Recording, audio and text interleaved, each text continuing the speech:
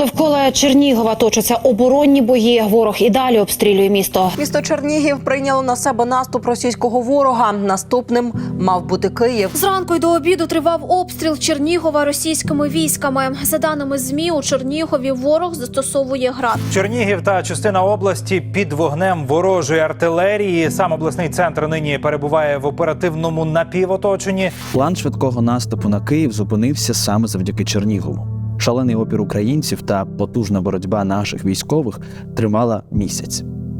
Весь час громада регіону була в оточенні, і це виявилося справжнім випробуванням. Діяльність церкви та міської влади на окупованих територіях була різною і часом непередбачуваною.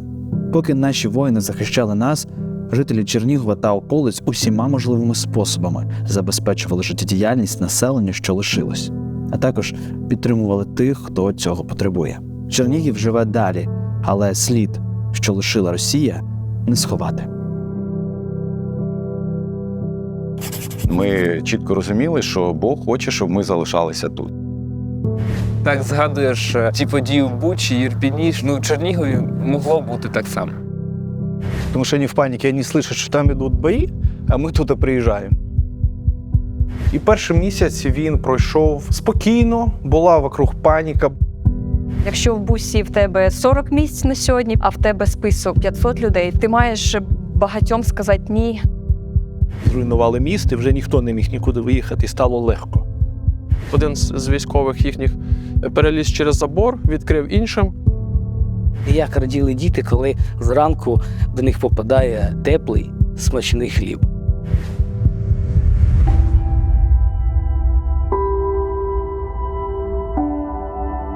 Ми у Чернігові. Місці, де лютий був справжнім лютим, і це зовсім не про мороз. Білоруський Гомель розташований за 100 кілометрів звідси, тому місто зазнало обстрілів вже з перших днів війни. Весь перший місяць околиці міста були оточені військами, а всередині міста панував справжній страх. Чернігів став містом-фортецею на шляху російських військ до Києва. Місто вже тоді залишилось без комунікації, а мешканців стало втричі менше – близько 100 тисяч. А на вулицях і сьогодні можна помітити сліди від обстрілів. Вже 6 березня президент оголосив Чернігів містом героїв. Шкода, що це стало можливим тільки через величезну кількість жертв, руйнувань і тотального жаху, який пережили ті, хто залишився. Нам з вами варто знати і пам'ятати, як це було. Тому сьогодні ми тут і хочемо дізнатися, як ви там, Чернігів.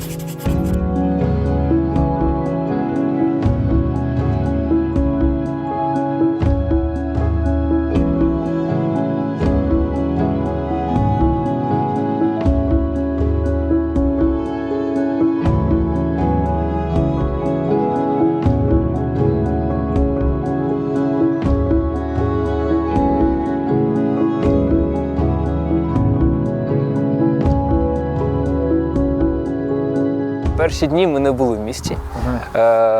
Ми одразу 24 лютого всією сім'єю і всією такою робочою нашою командою виїхали за місто. Є у нас село Серединки, і там є така база, ферма. Ми всі туди виїхали, подалі від міста, і перші дні ми були там. І вже звідти майже всі виїхали на Рівне. Всі, тільки ми з Лізою залишились там, тому що я дуже не хотів їхати далі, ніж Серединка, тому що моя мама тут, і я кудись виїжджаю, це для мене було просто... Я одразу сказав, що ви всі їдьте, я тут залишусь, і при першій можливості я заїду в місто і буду намагатися до мами доїхати. І Ліза... Я теж, у мене не було навіть і мислі виїжджати з міста.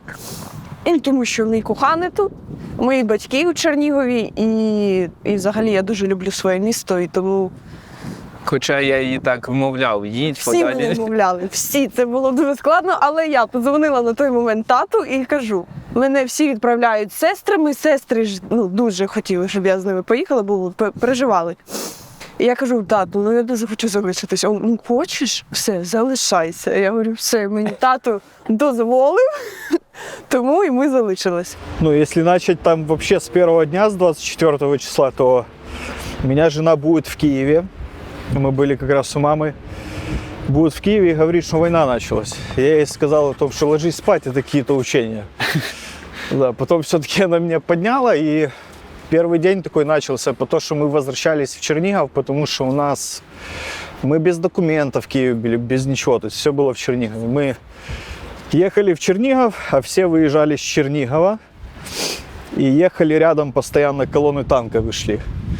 Ну и, в принципе, первый месяц он так и прошел у нас. То, что мы были в Чернигове под эти все взрывы, видел свою семью, которая сидела в подвале, прячась от взрывов. И там уже потом на вторую половину месяца просто мы включились в то, что надо как-то служить этому городу. Потому что первых 6 дней таких были тупиковых. Мы собрались там, сколько нас? 5 семей. Или нет, 4 семьи мы собрались у Леши дома, у нашего пастыря. И таких первых 6 дней мы думали, что мы можем делать, потому что мы не знали, что делать. Так, выезжали в город, смотрели обстановку, но не понимали. А потом, когда на 6-й день мы решили вывести семьи, то мы решили то, что будем как-то служить этому городу и будем просто вывозить людей отсюда, потому что здесь становилось все жарче, взрывы становились все ближе и все громче. И мы решили, что будем вывозить людей и как-то служить. Вот так вот. Это первый месяц, он прошел именно в такому темпі. З першого дня, можна так сказати, що Бог взяв і покликав особисто мене і мою команду, хто залишився, для допомоги людям. Коли всі почали, так скажемо, хаосно збиратися, виїжджати, у мене чогось таке було відчуття, а як ті, хто не може виїхати? Бо у мене були можливості виїхати, улетіти. І я завжди думав за тих, хто не залишиться багато людей. І Бог положив на серце просто таке відчуття, що треба допомагати людям, ті, хто залишається тут, стільки, скільки можна буде допомагати. І перший місяць він пройшов спокійно, була вокруг паніка, було і страшно. Перший місяць пройшов спокійно, вокруг була паніка. Спокійно у мене на серці. Бо я чітко кожен день бачив руку Божу. І це, знаєте, не прості слова, не стандартні наші, а дійсно кожен день настільки бачив руку Божу, що я був спокійний. І там, де ми приходилось ночувати в різних завжди місцях, бо почалось все з евакуації людей, допомога по місту, розвозка продуктів, там евакуація, шукали по підвалам десь, бо зв'язка не було. Я настільки був спокійний, що де ми їдемо, там Бог нас має зберегти. І перший місяць був дуже насичений, дуже важкий фізично. Ми спали, як і більшість людей, українців, не могли навіть здогадатися, що Росія може так подло поступити з нами. І близько 6 годин ранку до нас подзвонила мама Крістіни, розбудила нас. Ми вже не спали, сказала: дітки, збирайтеся, почалася війна. Ми дуже переживали. Переживали із-за того, що була невідомість, страх перед невідомістю. Ми не знали, що робити, чому ми повинні зі свого будинку, зі свого міста, яке ми так любимо, кудись тікати, кудись бігти. Але ми зібралися, потім приїхали наші рідні. Нас всього було 8 людей. І ми виїхали машиною, бусом в село Клочков. Це 28 кілометрів від Чернігова. Взагалі ми їхали для того, щоб з'єднатися з нашими рідними, які були там недалеко від села Клочкова, і потім ми мали їхати вже кудись далі, в сторону Вінниці, приблизно, десь в центральну Україну. Але ми не знали, що все так відбудеться, що позривають мости, російські танки настільки швидко заїдуть, почнуть стріляти кожного дня. І тому ми не могли нікуди виїхати, і так пробули ми там 40 днів. Тобто в це село вони дуже швидко зайшли, і виходить, що у вас не було можливості поїхати? Не совсем мы не зашли в то село. Мы, получается, когда еще в первый день ехали все вместе машиной, нам позвонил мой родственник, моей двоюродной сестры муж, и сказал, что со стороны Беларуси, со стороны России, извиняюсь, едет большая колонна танков, и она едет как раз на Чернигов. И мы, получается, ехали навстречу ей. Но потом мы узнали, что взорвался мост как раз там где они проезжали, и они дальше не смогли двигаться из-за этого. И мы с ними не встретились, мы пересеклись. Мы повернули в то село, поехали.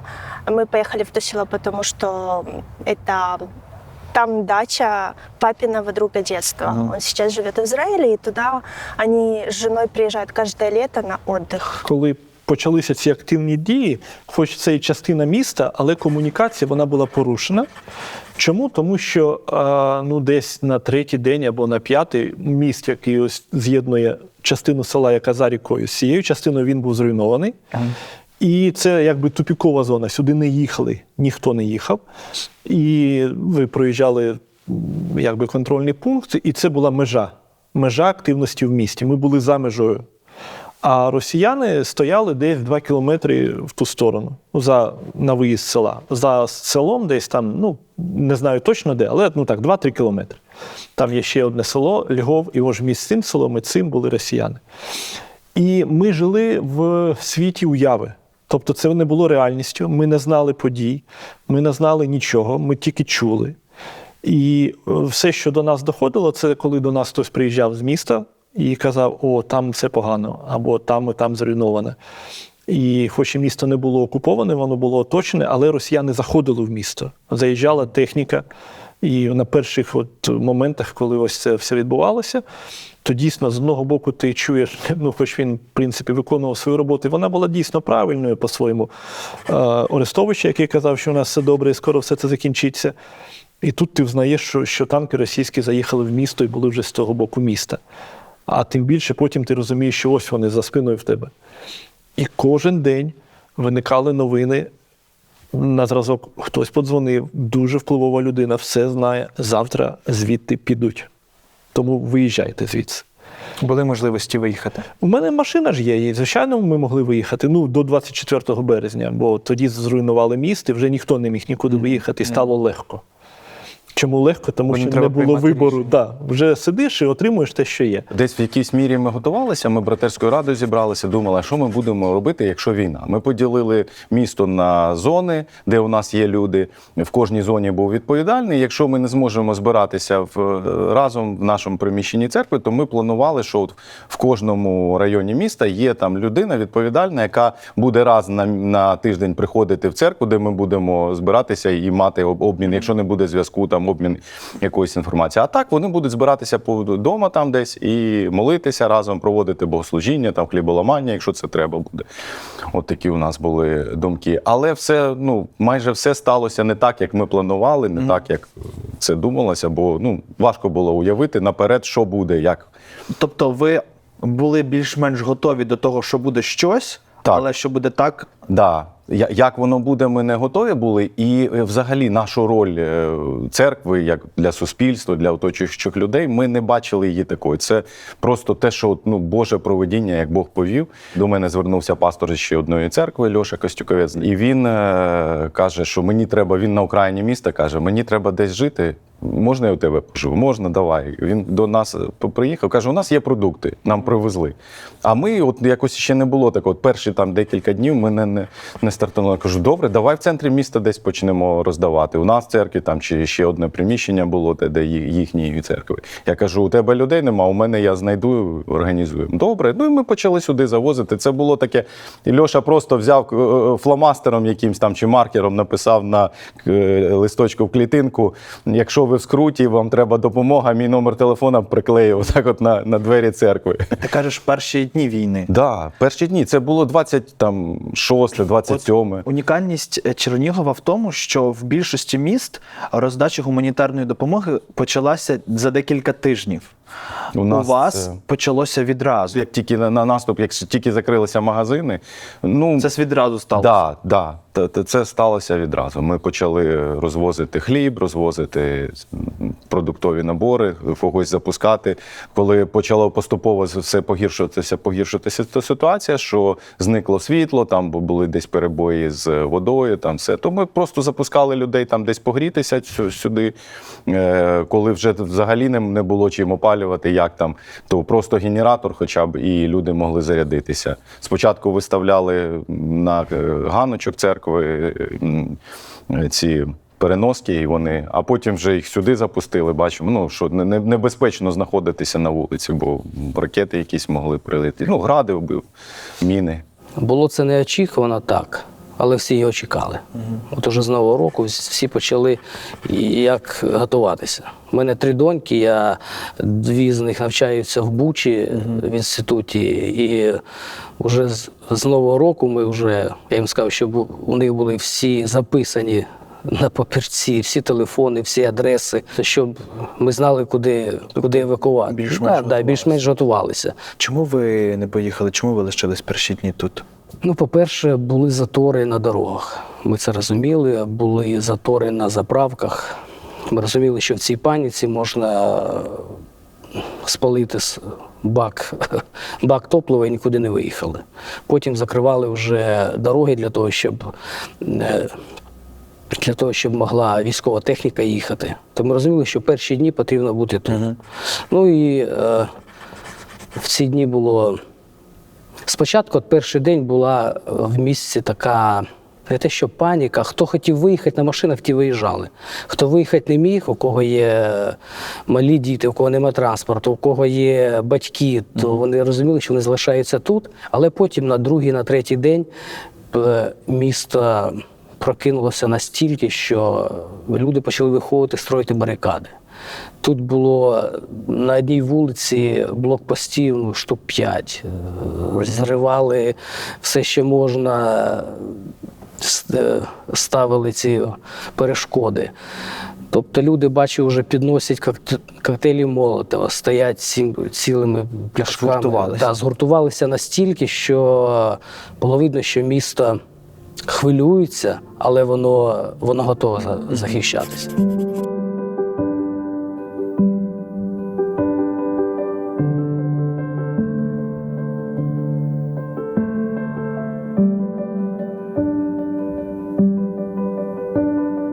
Ти кажеш, чекав першої можливості, щоб заїхати в місто. От коли ти заїхав, що ти бачив або відчував? Ой, це було такі відчуття, просто не передати. Ми в'їжджаємо і так. Ну, перший такий факт, я вперше за кермом був. Я до війни не вмів водити, і це для мене такий був перший досвід. Нас благословив Господь, дав нам транспорт майже на всю війну, і він вже знаходився на тій фермі. Нам залишили, якщо прийдуть русські, і ми... При такій якійсь небезпеці сідайте і їдьте. І ми зібралися, сіли і поїхали в місто. В'їхавши сюди, ми побачили дуже багато таких дуже незвичних нам на той час ще таких... Локації, як блокпости.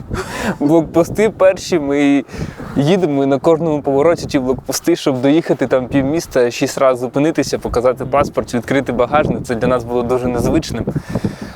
І ще такі зруйновані будинки. Ми все ж вирішили проїхатись по місту і побачили, просто подивитися, що трапилось, і просто були в шоці. Проїхали на епіцентр, повністю згорівший, там проїхались і по Бобровиці ще ми приїхали, там зовсім вся дорога в смітті, всякому бетоні, в камні, ми такі дорожки, це було просто... Той Чернігів, з якого ми виїжджали тиждень тому і приїхали зараз, це було просто дуже лячно. В той момент це була цікавість чи це був страх? От що було всередині? Я думаю, якщо був страх, ми б не поїхали. Ми б одразу додому заховалися до батьків. Все ж була нотка цікавості, все ж як зараз виглядає. Власне, очима бачити, тоді легше усвідомлювати це все, чим розповідають і як це все виглядає, як це може бути взагалі в 21 столітті. От якраз про це хотів запитати, що до 24-го було багато новин, пліток, по-різному всі жили і по-різному готувалися. Як у Чернігові готувалися до війни? Планували щось? Ми на сватах за 10 днів. Ми всі зустрілися, потім вони поїхали, і я усвідомлюю те, що ми сидимо моєю ріднею, родиною. Вибачте, да, родиною. І розмовляємо не про свати і не про весілля, а про війну. І Ну, на той час той така момент, нашумівша да, була це інформація. зробити запас води, зібрати всі документи, Заправити автомобілі всі, що були, тому що черги були просто... І це очікування, воно дуже таке було... Так, і це було аж за 10 днів. Інформація така була, що є небезпека, є така ситуація в країні не дуже безпечна. Але ж все одно несподівано було 24 ранок, як ми прокинулись і давай збиратися, їхати за Чернігів. Я взагалі їхала з Києва, я одна прокинулася, я була на навчанні. І цікаве таке було. Ти була 24-го в Києві? Так, да, в Києві. Я прокидаюсь, я одна, не одна, у мене кролики. Пітер. Ось, ми прокинулись, і я розумію, що вся моя сім'я в Чернігові, а я одна тут. І вибухи, і все це.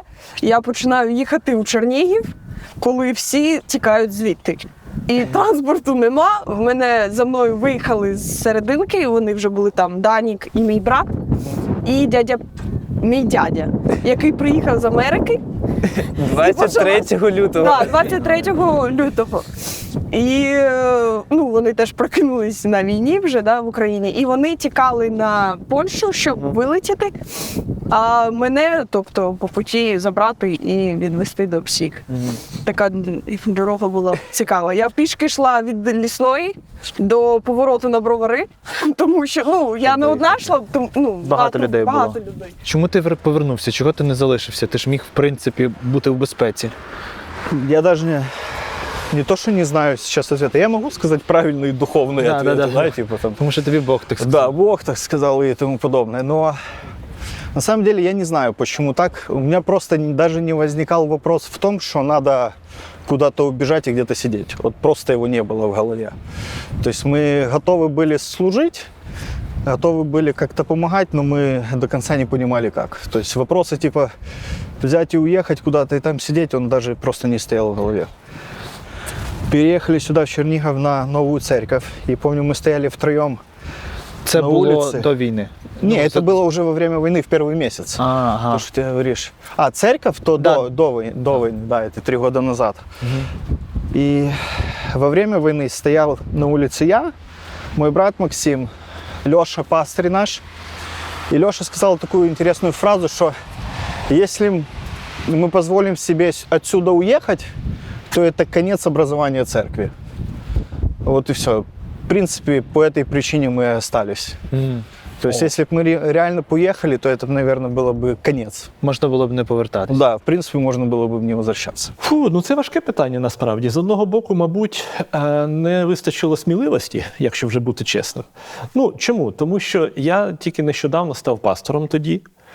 І я живу поруч з цим будинком, і я приїхав туди в квітні 21-го року. В квітні. Тобто ще року не прожив тут тоді. І я не знаю, чи це Божа воля, чи це воно так просто зрослося все, бо я жив у місті за 10 кілометрів звідси. І, звичайно, у той би час я б сюди не приїхав, бо те місце, де я жив, воно було далі від кордонів, від всіх, і ніби не так обстрілюватись повинно було бути. І тому перший день, коли почалися вибухи, нікуди вже не треба було йти на роботу, нікуди, все сидиш.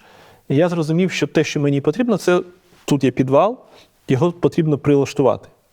Я пішов набирати воду, десь там каністр з 20 набрали води, літрів 200-300. Пішов там десь розглажувати місця у підвалі, щоб можна було пересидіти ці речі. І вже в перший вечір, о другій ночі, мені подзвонив мій знайомий. Він військовий, він каже, в тебе є вдома підвал? Я кажу, є. Він каже, спускайся. Це перша ніч після початку війни. І я розбудив всіх своїх, кажу, йдемо в підвал. 2 години ночі.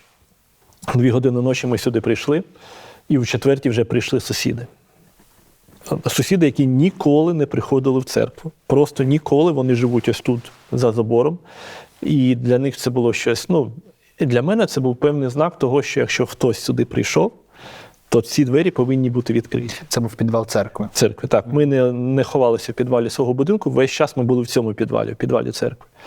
І через те, що сюди почали приходити люди, якось виникло таке розуміння, що ми тут повинні залишитися.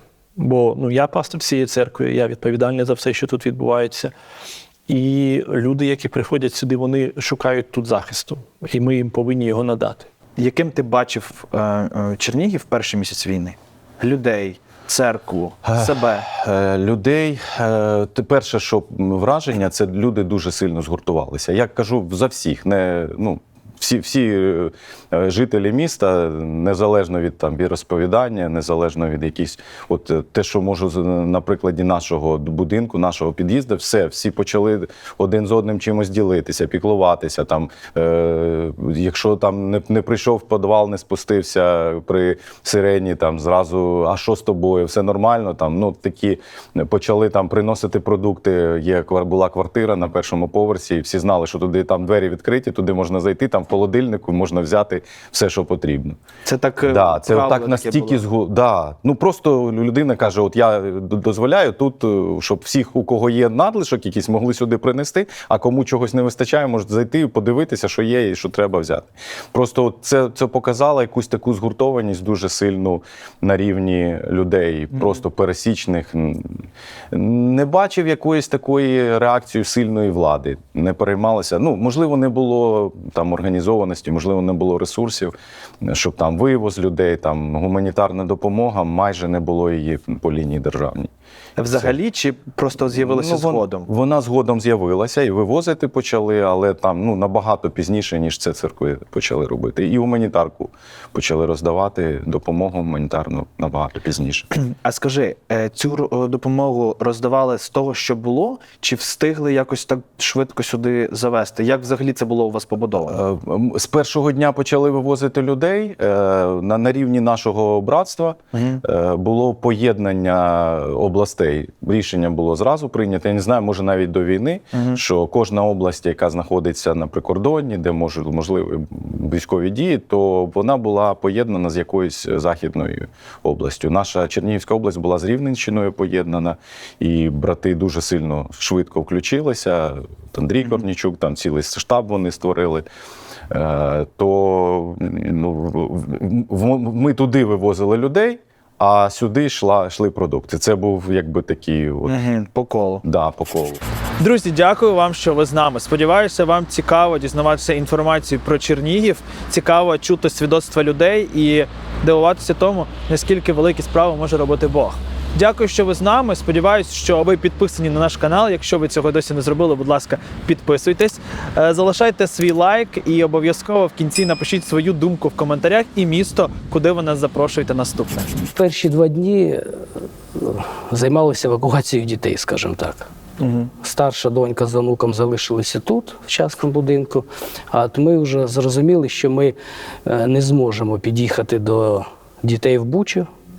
Тому ми займалися їх евакуацією у Львів, туди далі, в Чернівці. Ваші діти встигли виїхати до окупації Бучі? Встигли. Вони встигли, вони якраз їхали, їх вивозили на дуже такому несправному, скажімо, автобусі, 70 студентів. Керівник закладу, один з керівників, вивозив, з 7 працювали 2 передачі. Каже, дівчата кажуть, що їхали, співали, молилися, тому що там вибухи, там Гостомель, там все, по Житомирській трасі їхали, і тільки приїхали в Чернівці, зламався автобус. Де доїхали буквально кілометрів 20. Працю почали, евакуацію, мабуть, з 3 людей. У нас було ті, хто лишились, це герой для мене, це мій батько, який вирішив, я залишаюсь, і мама сказала, я залишаюсь, бо як ці люди, які залишаються, теж вони так сказали. І це для мене було дуже великим, прикладом. І я думаю, якщо б батько б змінив спочатку своє рішення, може б все переігралося. Але він сказав, що він залишається і не може кинути всіх людей, хто біля нього, він пастор. Ось. І з цього всього почалося. Мій батько був, мати. Ви знімали Лізу з Даніком, це моя сестра молодша. І Юля, ще сестра, вона сказала, я з батьками залишусь. Ось, не можу їх покинути. І ми з цієї маленької команди почали це ціле движення, евакуацію, яка там переросло в дуже великий штаб. От мені цікаво, ти може скажеш, не хочеш, не кажи, але я все ж тебе запитаю. Не всі підключилися церкви в Чернігові. Чому так? Ну, у кожного своя історія, ситуація. Не можу за всіх казати. Я знаю, підключалися, працювали. Дехто, у когось вся церква виїхала, і всі служителі зі своєю пасою виїхали. Хтось залишився. Я дуже таке... Ну, не було такого, знаєш, відчуття, що от ми робимо, а вони нічого не роблять. Дивіться, я максимально намагався залучити всіх наших чернігівців, які, ми всіх зразу, церковних сімей, всю родню, всю вивезли в Рівне в перший день, другий. Всіх дітей, жон. І почали оце движення, і я максимально питався весь час з Рівного всіх наших чернігівських хлопців, братів залучити до цієї роботи. Що ми маємо бути світлом в Чернігові в цей нелегкий час. І дехто підключався, дехто на раз. Деякі були, що один раз їздили і потім не їздили, бо не витримували якось так морально. Дехто підключався, і я шукав таких братів, які б могли б це нести служіння. Ти розумів в той момент, що ви служите зараз там, куди не може вже ніхто доїхати? Що тут вже закрито майже? Я все розумів, і бувало таке, що кожен день мінявся маршрут виїзду з Чернігова, бо туди вже не можна було. Треба було об'їжджати новий шлях. Але я так скажу, до кінця не розумів, наскільки це масштабно було і опасно, бо це було ось. Зараз уже по новостям я дивлюсь, як ті города, які зараз в окупації, і які там, як це страшно, яка це небезпека, то зараз воно, стає трошки вже зрозуміліше і страшніше, але на той час у нас така була тактика. Працюємо доки відкрит останній шлях – це міст. І ми максимум робили, вивозили людей, скільки могли в цей час. Як тільки шляхи закінчились, ваша робота перепрофілювалася? Я зразу десь неділю відпрацювали, від'їздили. Дякувати братам, кстати, це дуже важливо сказати, з Рівного, пастору Володі Гаврилюку і його церкві, команді, яка з перших днів просто з нами зустрілася. Це мої хороші давні знайомі. І ця церква почала кожен день приймати сотні людей з Чернігова. У нас Юля, яку ви теж будете сьогодні питати, побачите, вона була відповідальна за штаб, списки, і поки люди доїжджали від Чернігова до Рівного, у Рівному був ідеальний вже список, скільки людей, возраст, скільки діток. Тобто вони кожен день приймали, кормили, розселяли. Ми тільки вивозили, ми не займалися їм далі, бо не було часу. Юлю, розкажи день, коли тобі було найбільше дзвінків за евакуацію, коли люди хотіли поїхати, пам'ятаєш? Не пам'ятаю, бо такого дня одного не було. Це був, мабуть, один тиждень, такий самий гарячий, коли це був пік, мабуть, що евакуації. Це був, можна сказати, тиждень. Це кожен день, в 5 ранку робочий день наш починався. З 5 ранку люди вже починали писати, дзвонити. Ну і, як правило, це десь до 10 до 11 ти просто на телефоні, поки буси не загрузяться зранку, ти їх відправляєш, така пауза в тебе невелика, і потім знову починаються телефонні дзвінки, розмови, вже зв'язок з Рівним, хто в бусах, списки, хто їде. І вже починаючи знову невелика перерва, і з 7 вечора вже починається обзвін на наступний день. Нон-стоп такий. Як це все відбувалося? Де люди про вас дізнавалися? Або чи ви самі збирали людей? От весь процес. Мабуть, що це сарафанне радіо, є таке поняття. Тут, може, недоречно назвати це сарафанним радіо. Просто ми, коли починали, мені здається, були перші, хто почав вивозити людей. наша церква, наші брати віруючі, які залишились. І оці перший тиждень, навіть по місту ми так дивилися, не було ні міських бусів, ні від міста ніякої евакуації організованої, нічого не було. Навіть інші церкви, якось так, ми баптисти всі, ми згуртувалися в одну команду і почали це робити. Потім вже інші церкви підключалися, але це було вже, мабуть, що на другому, на третьому тижні. І там вже на третьому, на четвертому це вже міські волонтери, трошки так воно все почало. Місто обстрілюють, навколо жах, і, в принципі, у тебе були всі можливості для того, щоб поїхати звідси. Були. Ти залишилась чому? Тому що я в перший день прийняла це рішення і була спокійна до останнього. Який аргумент у мене був? У мене батьки залишились. Ми в перший день зібралися всією родиною. Родина в мене досить велика. І ми зібралися на такий сімейний совет. Вирішили, хто залишається, хто їде. Батьки сказали, що вони залишаються. Батько пастор, мама з татом. Всі інші сімейні в мене брати-сестри, вони виїжджають з родинами, і я приймаю рішення залишатись з батьками. Так от і залишились з ними. За весь цей час не було такого, що, знаєш, емоційно могла накривати так, що з'являлися б думки, чому я не поїхала, краще б я поїхала. Ні, таких думок не було, чому я не поїхала, вивезіть мене, будь ласка, ні. Тому що, я вже кажу, я була спокійна в своєму рішенні. Було, звісно, важко, було страшно. Був той момент, коли зовсім вже фізично і морально я була виснажена, і все-таки 10 березня я виїхала в Рівне. Це було також пов'язано з тим, що і зв'язку вже не було в місті, треба було продовжувати весь процес евакуації, там, де був зв'язок, бо телефони не працювали.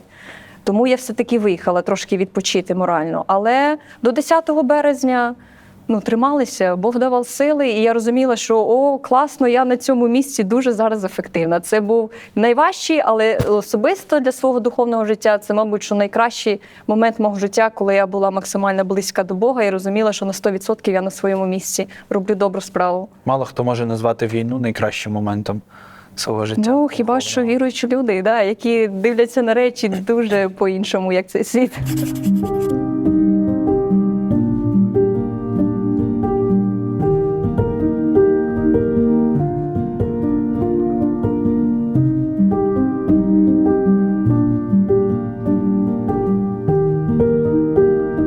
Досить незвично у місті, яке живе наповну, прямо в центрі побачити ось такі картини. Ми зараз на вулиці Чорновола. Сюди 3 березня росіяни скинули бомбу, і цей житловий масив зазнав таких великих значних руйнувань, як ми бачимо. І, на жаль, 47 людей тоді загинуло, 18 було травмовано, і наразі можна побачити по цьому будинку, що він вже не підлягає відновленню. Ще є втручання в будинку поруч. Там, як сказала одна жінка-жителька цього будинку, що стіни їх врятували, тому що там потрапляння було в перекриття, і воно не зруйнувало будинок. І ми бачимо, там світиться в вікнах світло, і люди там продовжують жити. Загалом картина жахлива, тому що це зараз тут ходять люди, їздять машини, а уявити, що було тут тоді, дуже важко. Тим більше знімаємо ми цей епізод в момент того, як приходять нові новини з приводу руйнування будинку у Дніпрі. І в мене особисто в голові є якісь асоціації з цією будівлею.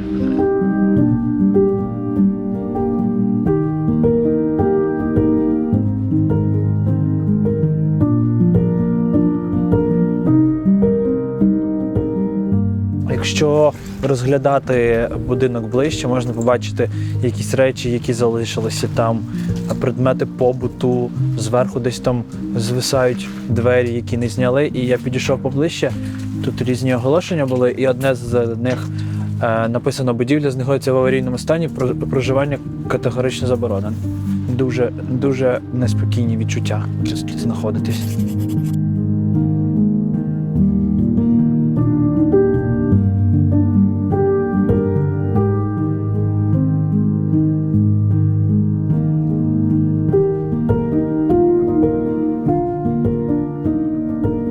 Обстріли, наскільки нам відомо, не завершувалися місяць просто щодня. І ви в цей момент починаєте служити, ви в цей момент починаєте мати фізичне навантаження. Що ти відчував в той момент, коли ти розумів, що на тобі велика відповідальність, але і тобі самому може бути страшно? Интересно то, что вот здесь вот было в действительности такое вмешательство Бога, потому что Он где-то забирал страхи. Было страшно, но не до такой степени, что ты кинул все и там сидишь себе, ничего не делаешь.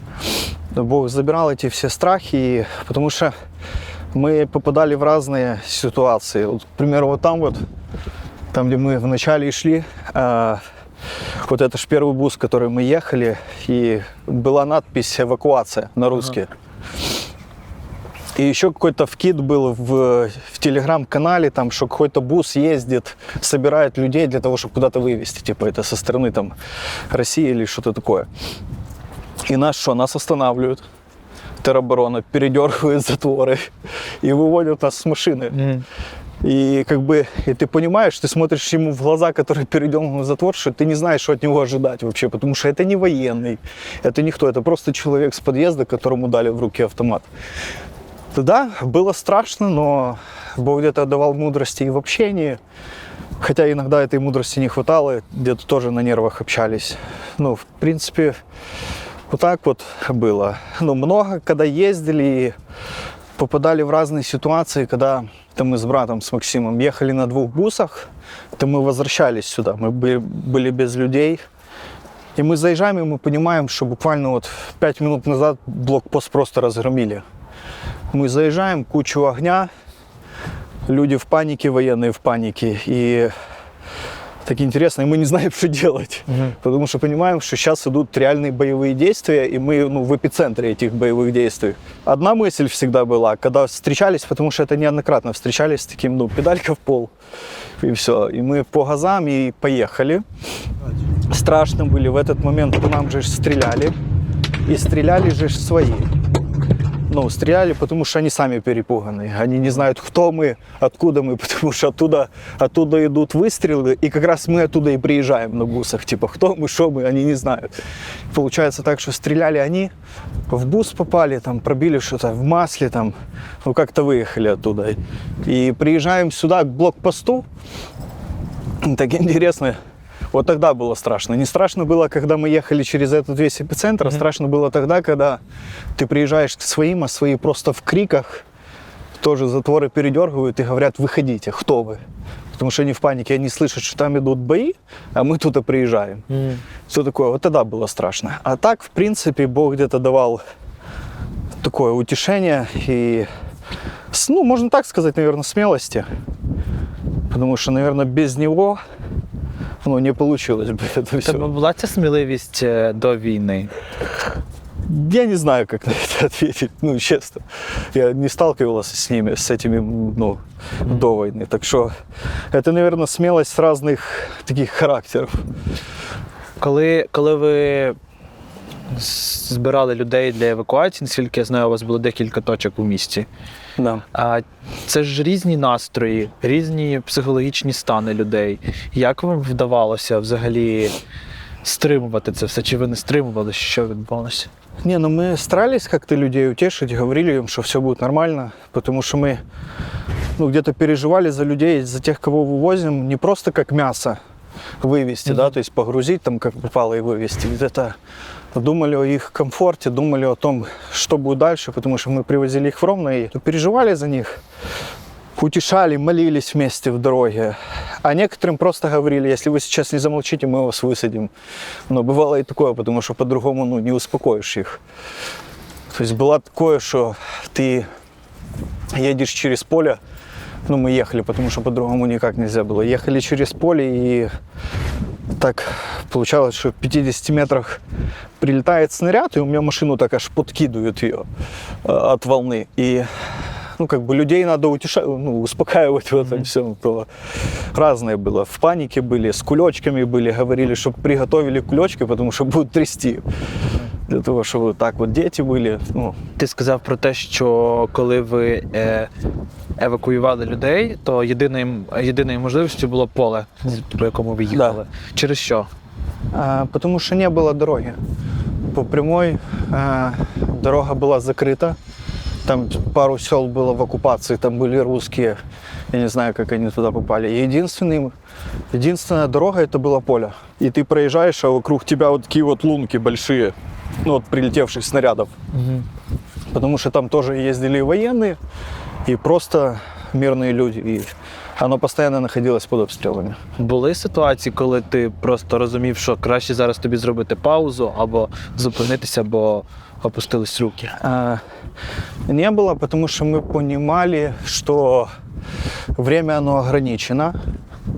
Потому что, ну, слыша там, что происходит, там, как Россия наступает, там, и как это все вообще продвигается, то мы понимали, что просто скоро прекратится туда въезд в Чернигов. Так что мы не останавливались. Мы, ну... Тобто можна сказати, що ви готувались до окупації? Да, другими словами, да. Мы хотели до этого момента как можно больше вывести людей. Для багатьох міст України проблема з чимось з'явилась тільки зараз. Світло, газ, вода. Для Чернігова це було прямо відразу. Як це все тут відбувалося? Прилаштовувалися.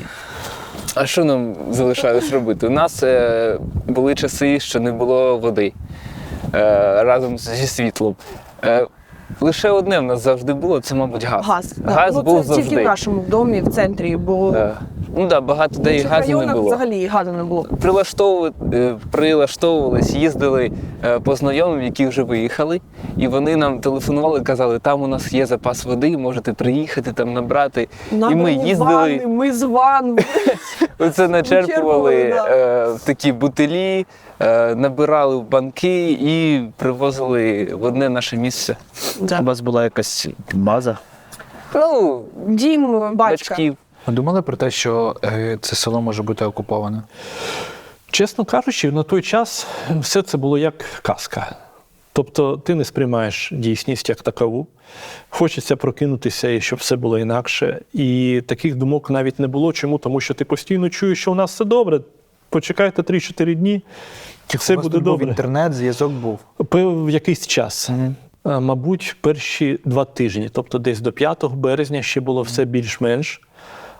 І світло було, і газ був, і вода була хоч якась. А потім почало все зникати. Ну, по-перше, тут умови, тому що ми знаходимося ніби на схилі, і через це зв'язок тут важкуватий, взагалі важкуватий, але у нас було так. Ось тут нема нічого, от там на балконі, там біля віконця, отак сидиш, телефоном у вікно, то ти можеш Київстар отримати. Подзвонити було важко, але ну, отримати якийсь там месендж або там, подивитися відео навіть можна було. Потім, трошки пізніше, з 9 до 6 працював МТС. Він так працював, тому що станція була на генераторі, і приїжджала людина, яка включала і виключала генератор, тому з 9 до 6 працював МТС. Насправді, десь через, мабуть, 3 дні всіх цих новин ми трошечки навіть, ну не те, щоб там кричали один на одного, але я був проти новин. Чому? Жодної позитивної речі не відбувається, коли ти слухаєш новин. Не через те, що ти, ну, коли ти знаходишся в такому стані. Чому? Тому що в новинах хочуть сказати максимально об'єктивно позитивне. Але ти тут живеш, і ти розумієш, що б там не казали, але вибухи все гучніші. І ну, вже потім з'являються чутки про те, що тут ДРГ ходить, а коли літаки пролітають, ти взагалі розумієш, що все це воно ну, не так. Бо ну, десь 3 березня сюди почали залітати літаки, вони почали бомбити. І ми розуміли, що, в принципі, неважливо, що говорять ці новини, коли літак в тебе над головою. Краще, щоб нічого не шуміло, і радіо також. І ми зрозуміли, що будуть люди. У нас є велике приміщення, є захисток, нас люди знають, і що люди будуть приходити. З перших днів ми розділили, скажімо так, хто за що відповідає. Обов'язки. Це було обов'язково, тому що ми розуміємо, що хаос, страх може поглинути все і може наробити дуже багато лиха, тому що люди по-різному реагують на війну. Хтось хвилювався більше, хтось менше, хтось міг справлятися, хтось не міг справлятися. Тому ми поставили відповідальних. Хто відповідає за кухню, хто за безпеку. У нас навіть син пастора, Тимофій, він дуже ладить з дітьми. Ми знали, що будуть діти обов'язково. Тому ми виділили кімнату, якби дитячу. І він згодом, потім, коли вже збиралися люди, він забирав туди дітей, проводив з ними якісь ігри, відволікав їх. Потім до нас почали приєднуватися спочатку члени нашої громади, потім почали приєднуватися сусіди, які напроти, також з дітьми. Тут було біля 30-36-8 так чоловік. І серед них це і перші діти. дні. Так, і це і діти, і вагітні 2 жінки було, і люди похилого віку. Всі абсолютно. Всі абсолютно. Тому дуже важливо було зробити час перебування тут, побут, забезпечити, щоб люди трошки відволікалися. Ми з чоловіками кожен ранок збиралися, молилися, все, і планували свій день. Ми зразу домовилися про те, що ніхто нікого тут не тримає, що кожен може виїхати тоді, коли він це заважає за потрібне, але ми всі разом звідси їдемо тоді, коли побачимо, що вже потрібно виїжджати. Тому що був час, коли все було добре, була вода, світло, опалення, все нормально. Потім настав час, коли це все пропало, коли пропала електроенергія і все стало. Але так як ми приготували тут, скажімо, у нас було літрів 300 питної води, літрів 400 технічної води. Тобто ми цим були забезпечені. У нас був генератор. Тобто світло ми вже могли підключити. Могли підключити кухню, там готували їжу. Потім по місту ми знаходили склади, які ще торгували, які ще працювали. Ми закупили тут їжі, хранили. Тому і самі споживали і допомагали тим, кому ми знаємо, хто також знаходиться з людьми в місті.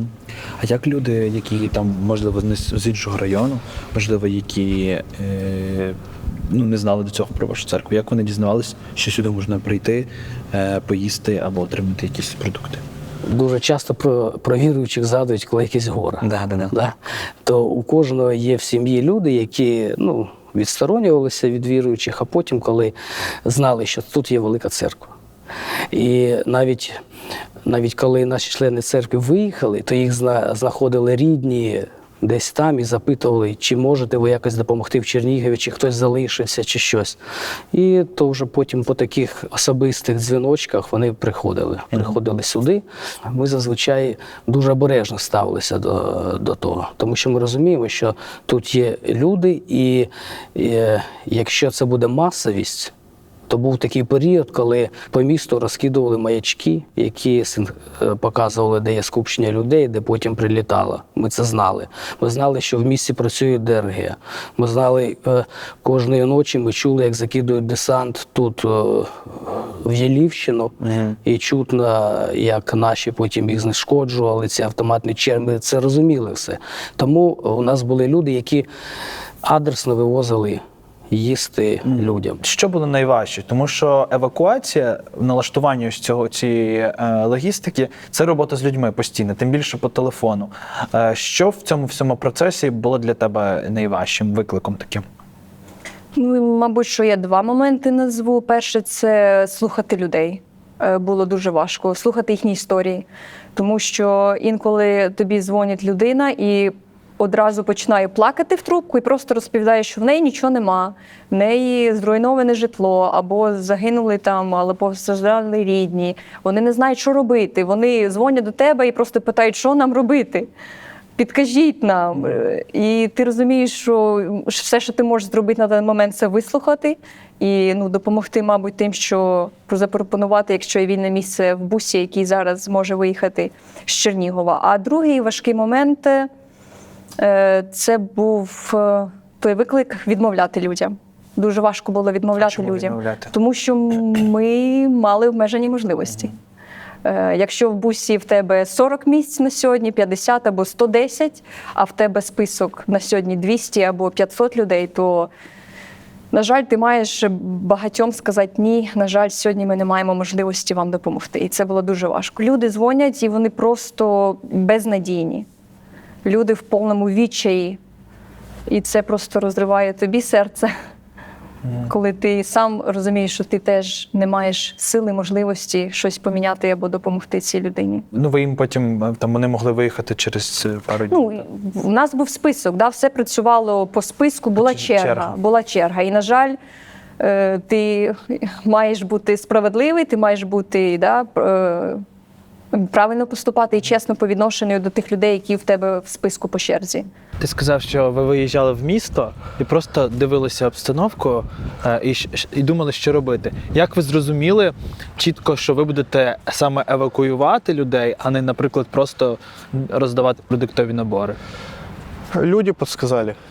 Сами люди подсказали. Они начали искать выходы, как уехать отсюда. Ага. То есть оно все само быстро. Люди как-то искали, как уехать. Автобусы, там, либо маршрутки, либо просто вот звонили, спрашивали, как уехать. И решили, что будем этим заниматься. Вот у нас не было ни финансов, у нас не было ни автобуса, у нас не было ничего. Мы на своих легковых машинах там повывозили на двух наши семьи, а назад уже вернулись на бусе. Человек ровно там согласился с нами поехать и, поучаствовать в этом всем. Мы первый раз приехали на одном бусе, вывезли их, и вот так вот это все и началось. С одного буса, в принципе. Порахували, скільки в цілому вам вдалося евакуювати людей? Я, честно говоря, не считал, но кто-то говорит, что мы командой, общими усилиями вывезли что-то там, я слышал цифру там до 10 или больше 10 тысяч человек. В принципе, это реальная цифра.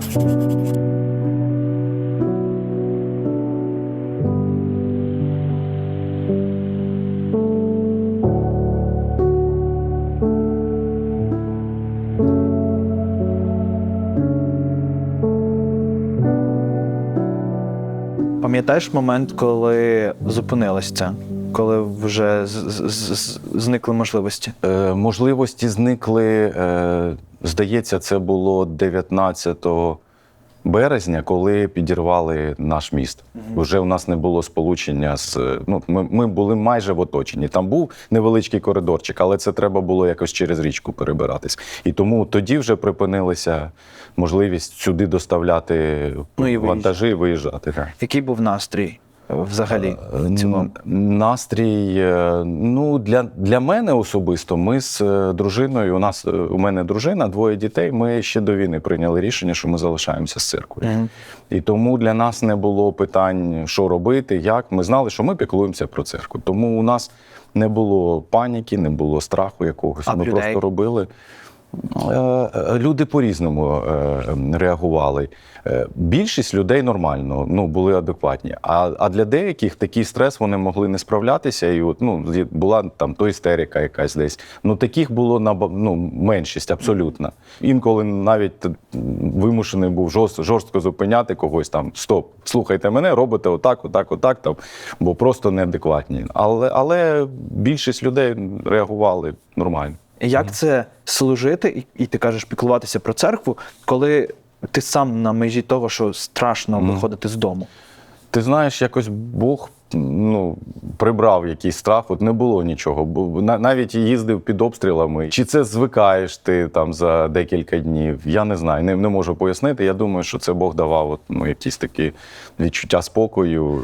Слухаючи вас, я розумію, що ви не просто тут залишалися, не просто жили, ви почали щось робити. І от цікаво, в момент, коли стає не так страшно, і вже не така цікавість є, хочеться вже щось робити. От як ви зрозуміли, що вже пора, і що ви почали робити? Їхавши сюди з села, з тієї ферми, ми ще не знали, чим ми будемо займатися точно. Але приїхавши сюди, у нас в церкву звозилась гуманітарна допомога. Разом з тим вивозились люди, а назад приїжджали буси вже з гуманітарною допомогою. І ми побачили таку нужду, що є багато наших знайомих і членів церкви, які просто не можуть виїхати. Може із-за стану здоров'я, може з небажання. І ми так побачили нужду, щоб їх привозити їм продукти, якось їм допомагати ліками, продуктами, водою. І на той час у нас була, слава Богу, машина. Ми кожен день, у нас були адреса, ми знали, де знайомі живуть, які не виїхали. І ми їм допомагали як могли, так і допомагали. Християни зазвичай, коли говорять про спільність християнську, вони мають на увазі разом співати пісні або разом там, я не знаю, в табори їздити. Тут зовсім інша робота. В чому була сила ваша в той момент?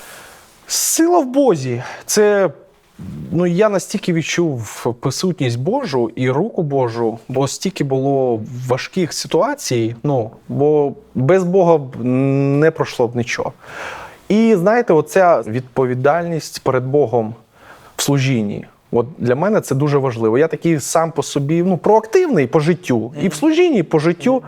І як трапилось це лихо, то у мене така відповідальність перед Богом за людей, яким я можу допомогти. І Бог давав сили, давав бачення, що робити. Я знав, що евакуація це дуже буде коротенька, тимчасово. І я десь неділю-дві повозили, я вже думаю, який далі шаг буде, який актуальний шаг. От зараз це актуально для наших людей. Це через 2 неділі ми закінчимо точно вже евакуацію, бо дуже мало вже залишалося людей. І ви перейшли на гуманітарну допомогу. Так. І коли попали в міст наш, який єдина, знаєте, артерія, виїзд з Чернігова у нас є, оцей міст, вони били і попали на 6-й раз. І я зрозумів, все, евакуація точно закінчилась. Ми навіть планували там лодки, але дуже було небезпечно. Ми придбали лодку з Даніком. Ми з ним зібрали цю лодку, щоб, може, якісь больних, якісь ліки можна було через Десну перепливати. І планували завтра зранку їхати. Плисти вже. Так, плисти. І ми десь щось, я не пам'ятаю, щось з двигуном, ми його тестували і затримались. І мені дзвонить мій друг, каже: Ілля, я знаю, що ви хотіли, ви поїхали, ми ще не виїжджаємо. Не їдьте, наші друзі вже поїхали на лодці. І їх дуже сильно там обстріляли, машини погоріли, були і жертви, на жаль. І дуже було, Бог нас просто зберіг і не відпустив з самого ранку поїхати на річку. Ви роздавали дуже багато хліба. І в той момент доходило до того, що по 2000 людей до вас приходило. Як це все відбувалося? Коли я відвозив свою родину за Львів, то я вже розумів, що повернутися я не можу, тому що міст розбомбили, і тут така ситуація. Але мені подзвонили звідси і кажуть: не хочеш ти бути на телефоні і координувати дії, тут є діяльність дуже велика. То добре. І ми розуміли, що місто не справляється з логістикою, не справляється з евакуацією людей. Тому ми створили кол-центр. Ми були на телефонах, нам обдзвонювали люди, і кожного дня тут збиралося по 300, по 500 людей, яких ми вивозили, виїжджали. Це був одна діяльність. А потім на нашу благодійну організацію всесвітню АДРА вийшла ООНівська програма WFP, Всесвітня продовольча програма. Вони запропонували такий проєкт, як хліб. В Чернігів кожного дня привозили біля 8 тисяч буханок хліба, окрім суботи. І потім звідси вже логістика, ми відправляли хліб по області і по місту. Ми обирали такі точки, коли там, де більш постраждалі райони, де люди не можуть добратися сюди, ми їм вивозили. Але згодом люди бачили багатоповерхівки, вони бачать, що кожного дня зранку приїжджає фура, тут розгружають хліб, ящики хліба стоять, і вони почали сходитись сюди. Спочатку ми там роздавали по 20-30 ящиків тут, а потім все розвозили. А потім бачимо, що людей стало більше. І так згодом тут збиралися біля 1,5-2 тисячі людей, і ми дуже хвилювалися, тому що це скупчення велике. Помітне, так. І ми вже дзвонили і патрульним, тому що Вена, наприклад, або лікарня, вони кажуть: ваші люди загороджують проїзди, затрудняють роботу нашу. Ми кажемо, ну ми нічого не можемо зробити, тому що й розігнати людей ми не можемо. Ну, це буде некоректно. Тому потім ця ж програма привозила нам продуктові набори. Робили списки будинків, списки людей, які потребують в цих ящиках. І також тут фури приходили. Тут біля 100 тисяч тонн в місяць, мабуть, на Чернігівську область ми приймали. Мені от цікаво, ти як пастир, поясни мені цю думку, що, по суті, ти робиш класну справу під обстрілами, ти вивозиш людей. Але ж, по суті, ти можеш загинути, і тоді твоя родина залишиться без тебе, і твоя церква залишиться без тебе. Ти в той момент про це думав? Думав про це, але мені було легше набагато, тому що я чітко розумів, що я там, де хоче Бог. Якщо б це було моє якесь рішення, моє бажання, тоді я думав, може я помилився, може щось я не так зробив. Ми чітко розуміли, що Бог хоче, щоб ми залишалися тут. І тому десь ми з дітьми так поговорили, що якщо нас Бог вирішить забрати, то це його рішення, але там краще. А якщо він тут хоче, щоб ми тут служили, то, скоріш за все, він і збереже наше життя. Цього настрою, цього рішення вистачало на весь період? Тут навіть не настрій. Ми, коли почалася війна, ми помолилися Богу такою молитвою, сказали, що, Господи, Ти знаєш, що ми впевнені в тому, що Ти хочеш, щоб ми були тут. І у нас немає достатньо бачення, знань того, що відбувається, як відбувається, наскільки це небезпечно.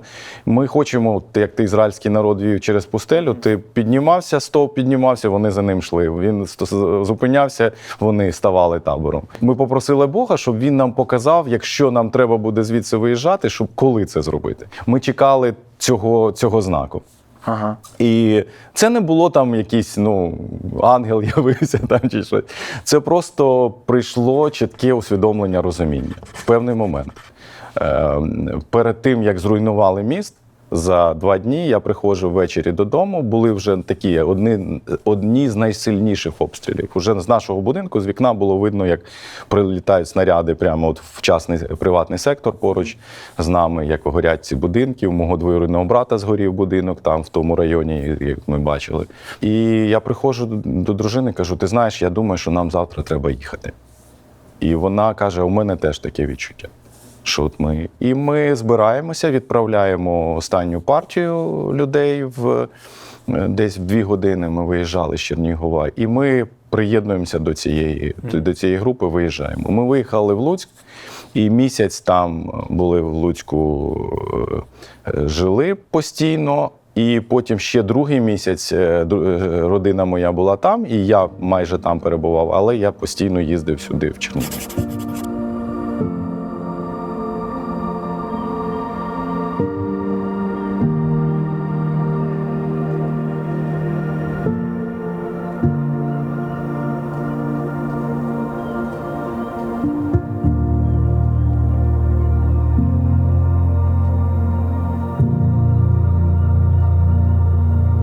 Знаєте, от Бог допоміг, можливо, це такі речі, які кажуться випадковістю, але насправді вони для мене були достатньо впливовими. Ще до війни. Я слухав проповіді Тіма Келлера, зараз не реклама, просто в нього цікаві думки відносно того, як були християни перших віків. І він каже, що однією умовою росту церкви було готовність людини помирати. Спокійно сприйняти той факт, що ти помреш. І це нормально зрозуміти це. І нормально бути до цього готовим, коли ти знаєш, що тебе там чекає. І тому для мене це було тим уроком, який я спробував тут усвідомити. І коли сюди заходили люди, більшість була в паніці. Просто в паніці. Бо, звичайно, в цей час бомбили, бо сюди заходили тільки під час цих подій, коли бомбили. Бо, врешті, так вони знаходилися вдома. І от єдиним моментом, яким можна було заспокоїти людину, це спокоєм. Тобто там заспокойся, там сиди спокійно, це не працює. Бо найчастіше в таких умовах це криком відбувається. А от головне нічого не казати, а просто спокійно вести себе. І чесно скажу, ми не говорили людям про те, що ми будемо жити і все в нас буде добре. Ми, я принаймні, коли ми говорили з людьми про це, ми говорили про те, що Господь нікому не обіцяв вічне життя на землі. Він обіцяв, що Він так може провести долиною смертної тіні, але все ж таки частина Біблії, вона готує саме до смерті. Я не те, щоб не боюся, там сміливий, ні, насправді це дуже важко. Насправді я відчував страх. І я можу, знаєте, як коли перехворів коронавірусом, я міг розказати, що це. І так само і тут, коли ти не тільки чуєш про те, що бомбили, а коли ти знаєш, як це, і як фізично веде себе тіло, що воно зовсім окремо веде себе від мозку, і ти розумієш, що це насправді дуже важко звикнути до цього. Звичайно, це такий момент, який я вчився разом з ними це робити, з людьми. Я розумів, що мені легше, і в принципі мені вже нема чого втрачати. Не те, що фізично є тіло, є сім'я, вона була поруч зі мною постійно. Мої діти були разом зі мною, дружина, ми ніколи всі не виїжджали. Не те, щоб я там дітей відправив від дружини, ні, ми всі були тут. Один такий приклад, звідси виїжджали люди, ось тут збиралося десь до 100 людей. Це насправді з одного боку добре, а з іншого боку це страшно. Чому? Тому що коли в тебе під церквою стоїть 100 людей, а вдень літають дрони, які фіксують таку кількість людей. І ти знаєш, що коли зібирається 100 людей біля будинку, туди обов'язково прилітає літак, то тоді сусіди починають кричати на тебе. Кажуть, що ви робите, нащо вам стільки людей, ганіть їх звідси. А тут постійно були люди, їх було багато. І тому кажу людям, які тут, так, дивіться, у нас великі окна, будь ласка, сідайте між вікнами. Якщо буде летіти літак, ви його чуєте, то лягайте на пол. Можливо, якщо будуть там уламки, то це збереже вам життя. Звичайно, якщо буде ракета в дах, то ми всі помремо. Так казати? Так. І дівчина одна, яка тут сиділа, потім розказує своїй мамі. Він каже, про це так спокійно каже. І ми спокійно до цього ставитися почали. І тому через це, чесно скажу, це моя думка. Я не вважаю правильним вислів віруючої людини, Бог мене помилував, і я залишився живий. У чому милість продовжувати жити тут, ніж жити в раю? Це тільки цінності. Цікава думка. В один з таких вечорів, коли ми тут сиділи в підвалі під час всього цього, мені на рахунок приходять гроші, і потім там смс-очка, друг мій з Рівного, він каже, це тобі, нехай тебе Господь підтримає. Не було можливості їх ніде тут витрачати. Не працювало нічого. Електрики не було, картки не працювали. Готівка не ходила, бо нічого не працювало такого. Магазини працювали, до них треба було 5 кілометрів йти, і бажання не було. Ці гроші ніяк би не спрацювали. Але оце турбота, вона так, я хочу жити. Я думаю, ще спрацьовувало те, що ти турбуєшся тут про людей, а тут хтось потурбувався про тебе. Звичайно. І це той ланцюжок, який ніби надихає тебе. Пам'ятаєте ці відчуття, коли ви зрозуміли, що ви зараз вже нікуди не можете порухатись? Понимаем. Что Помним эти чувства. Это просто растерянность. И не понимаю, что будет дальше с нами, потому что первые дни еще была связь, интернет. Мы все новости читали, слушали, что происходит в соседних селах, какой ужас происходит. И когда мы узнали, что русские очень близко к нам, они заехали в Седнев и были там, окопались и были... Весь час було. Це було наскільки далеко від вас? По полю где-то 600 метров нас. То они блокпост как раз поставили на выезде с этого села. И нам текать некуда было, потому что вокруг были поля и речка, все. Більше нічого. Ми їх не бачили, але кожного дня ми чули, як стріляли, пролітали ракети, гради. Самолеты очень низко летели. Мы просто ложились спать и слышали этот шум самолета, который летит просто, казалось бы, над крышей, очень близко. И мы подскакивали, сразу бежали на нулевой этаж, там, в доме. Вони не приходили до вас? Один раз они приходили к нам. Каждое утро мы ходили в магазин, который там был в селе с Васей. И в том магазине привозили какую-то минимальную еду. И люди ходили туда, стояли в очереди, чтобы получить это, какую-то помощь, еду, и возвращались обратно. Так мы с Васей пошли. Это было где-то в марте, если я не ошибаюсь. Когда мы возвращались обратно, нам сказали, что русские заехали в наше село, что танк заехал и стоит с другой стороны улицы. То есть нам сказали, хотите, идите, это все в ваших руках. Ну, если вы не боялись, да. Люди почали дуже боятися, не могли йти, тому що бачили, що там стоїть, не пам'ятаю, чи танк, чи БТР, де сиділи російські солдати. Але на свій страх і ризик ми так пройшли біля них, це було перехрестя. І потім, коли, не повертаючись до них, я прийшов, потім почав бігти, щоб швидше сказати своїм рідним про те, що заїхали російські солдати.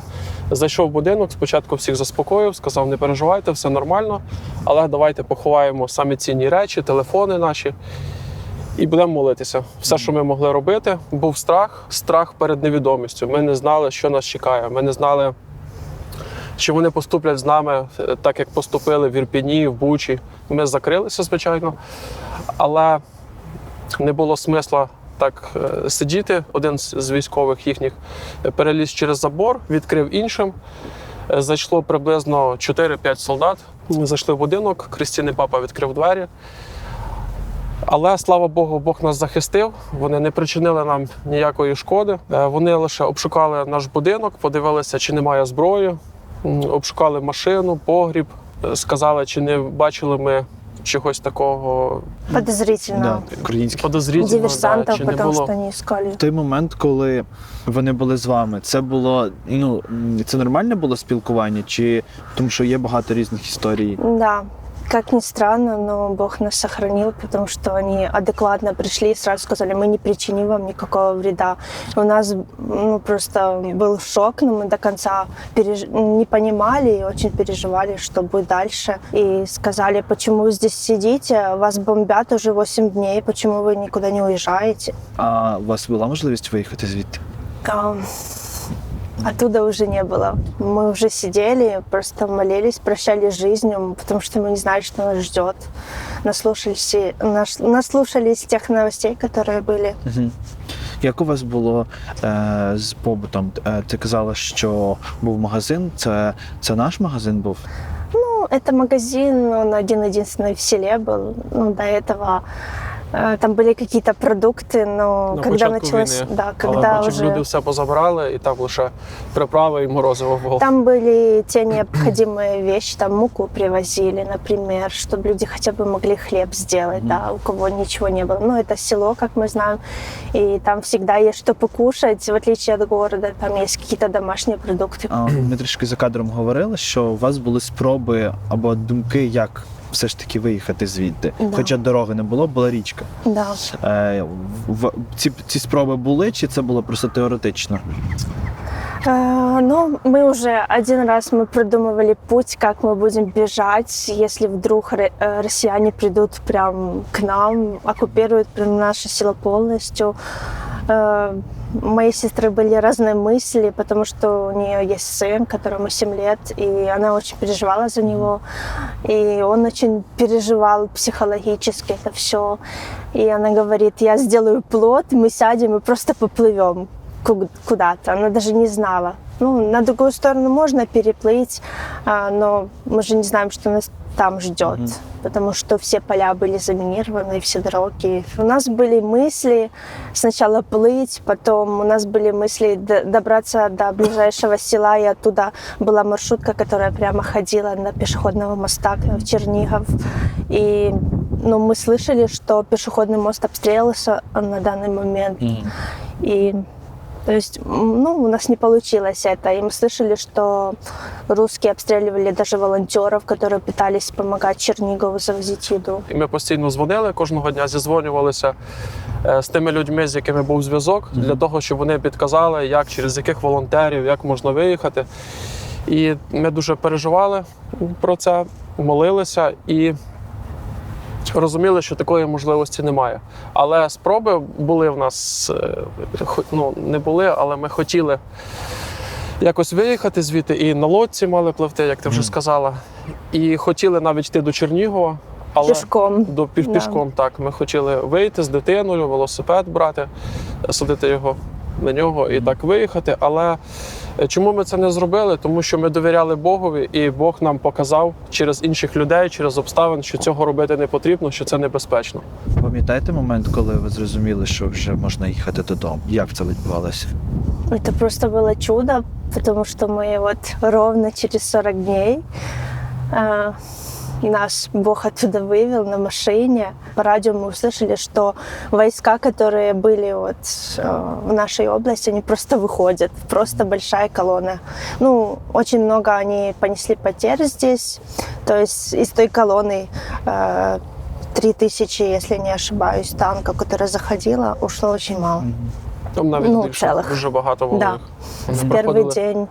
проходили Просто через Городіл. мы каждую ночь слышали этот гул этой техники тяжелой, которая шла по трассе, а трасса от нас 6 километров. Мы в первый день с папой поехали на машине в Чернигов, чтобы проверить наши дома, целы ли они, потому что мы не знали. Я не каждый день, может, через день звонила нашему соседу, спрашивала, стоит ли еще дом, потому что слышала, что моя школа уже разрушена, и я думала, что дома ничего не осталось. Я здесь училась с 6 по 11 класс, заканчивала здесь школу, и когда я узнала, что сюда попал снаряд, я была очень расстроена, потому как здесь находилось много людей. И Це була діюча школа на цей момент. да. Здесь учились дети, но на тот момент здесь находилось очень много людей, волонтеров, которые помогали другим людям, готовили им есть. Также здесь могли найти приют другие люди. То есть у кого не было домов, они сюда могли прийти, их здесь одевали. В общем, заменяла школа им дом. Но русские узнали, что здесь большое скопление людей, что именно здесь такой есть пункт, где можно прийти, покушать. И они именно сюда запустили ракету. Тобто це не було місце, це околиця не була в окупації, тут не було русських? Нет, здесь не было русских. То есть они с самолета пустили сюда ракету. Вот здесь, с этой стороны, был спортзал и класс трудов. А, до речі, твій кабінет десь тут теж? Да, мой кабинет только с другой стороны. На втором этаже. Да, виглядає справді. Що таке тут Да, здесь мы видим, это в основном центральный вход прямо. Здесь справа, с другой стороны, получается класс трудов, а с другой стороны уже классы идут. Ага, де були твої вікна? Мої вікна виходили навіть на ту сторону. По цій стороні, але з іншої. У нас район остался без школ. У нас было здесь 2 школы. Моя, 21 и 18 через дорогу.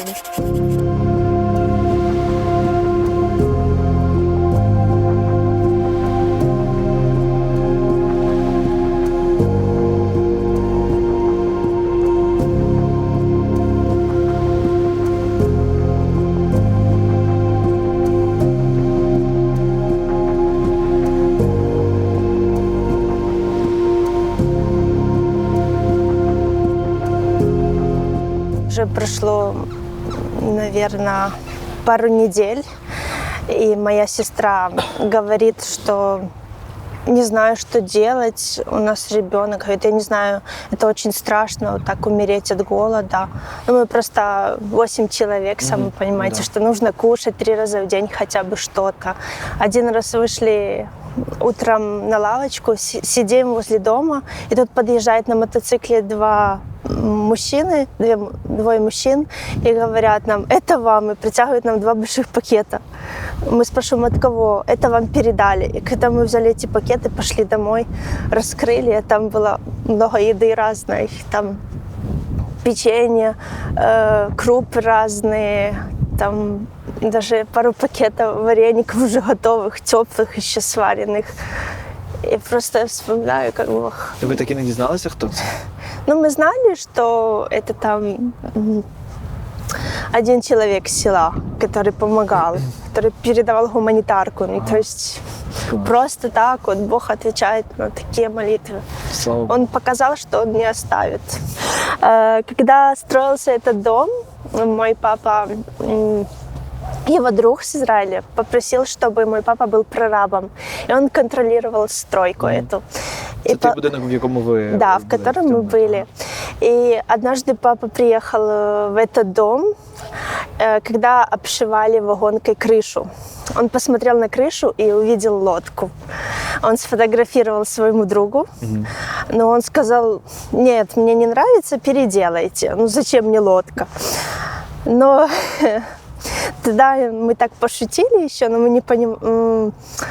В тот момент мы не знали, что приготовил нам Бог вот эту лодку, этот ковчег, можно так сказать, в котором мы были 40 дней, хоть не 40 лет, 40 дней, и нас было 8 человек, ну, такой символізм.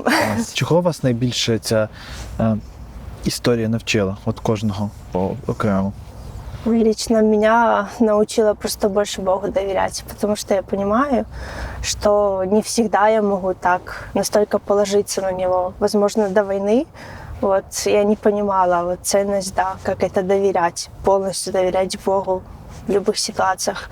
И научила просто ценить обычные вещи, которые в обычной жизни до войны мы этого не замечали. Я також почав по-іншому дивитися на речі. Наприклад, зрозумів, що неважливо, скільки в тебе грошей, тому що ти просто їх не можеш зняти. В тебе гроші є на картці, але ти нічого з ними не можеш зробити.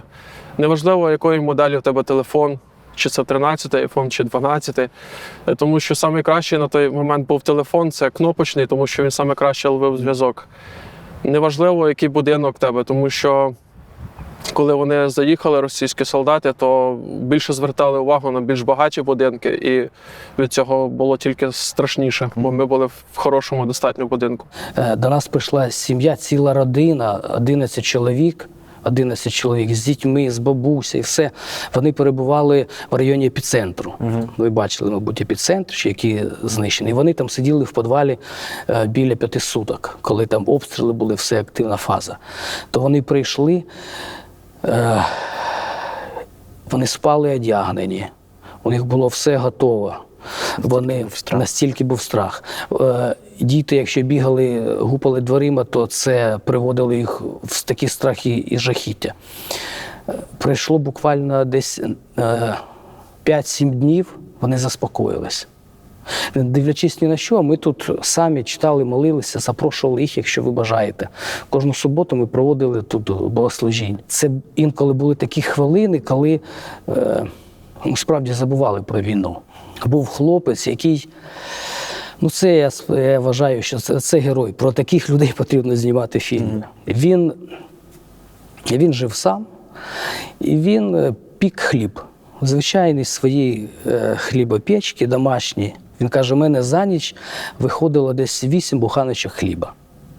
І ось він знав, що ми тут збираємося. Він привозив нам 4 буханки кожного дня. І 4 буханки відвозив людям, там, де розбомблені були дома, будинки. Начебто, що там такого, 8 буханочок хліба. Але як раділи діти, коли зранку до них попадає теплий, смачний хліб. Це був початок березня.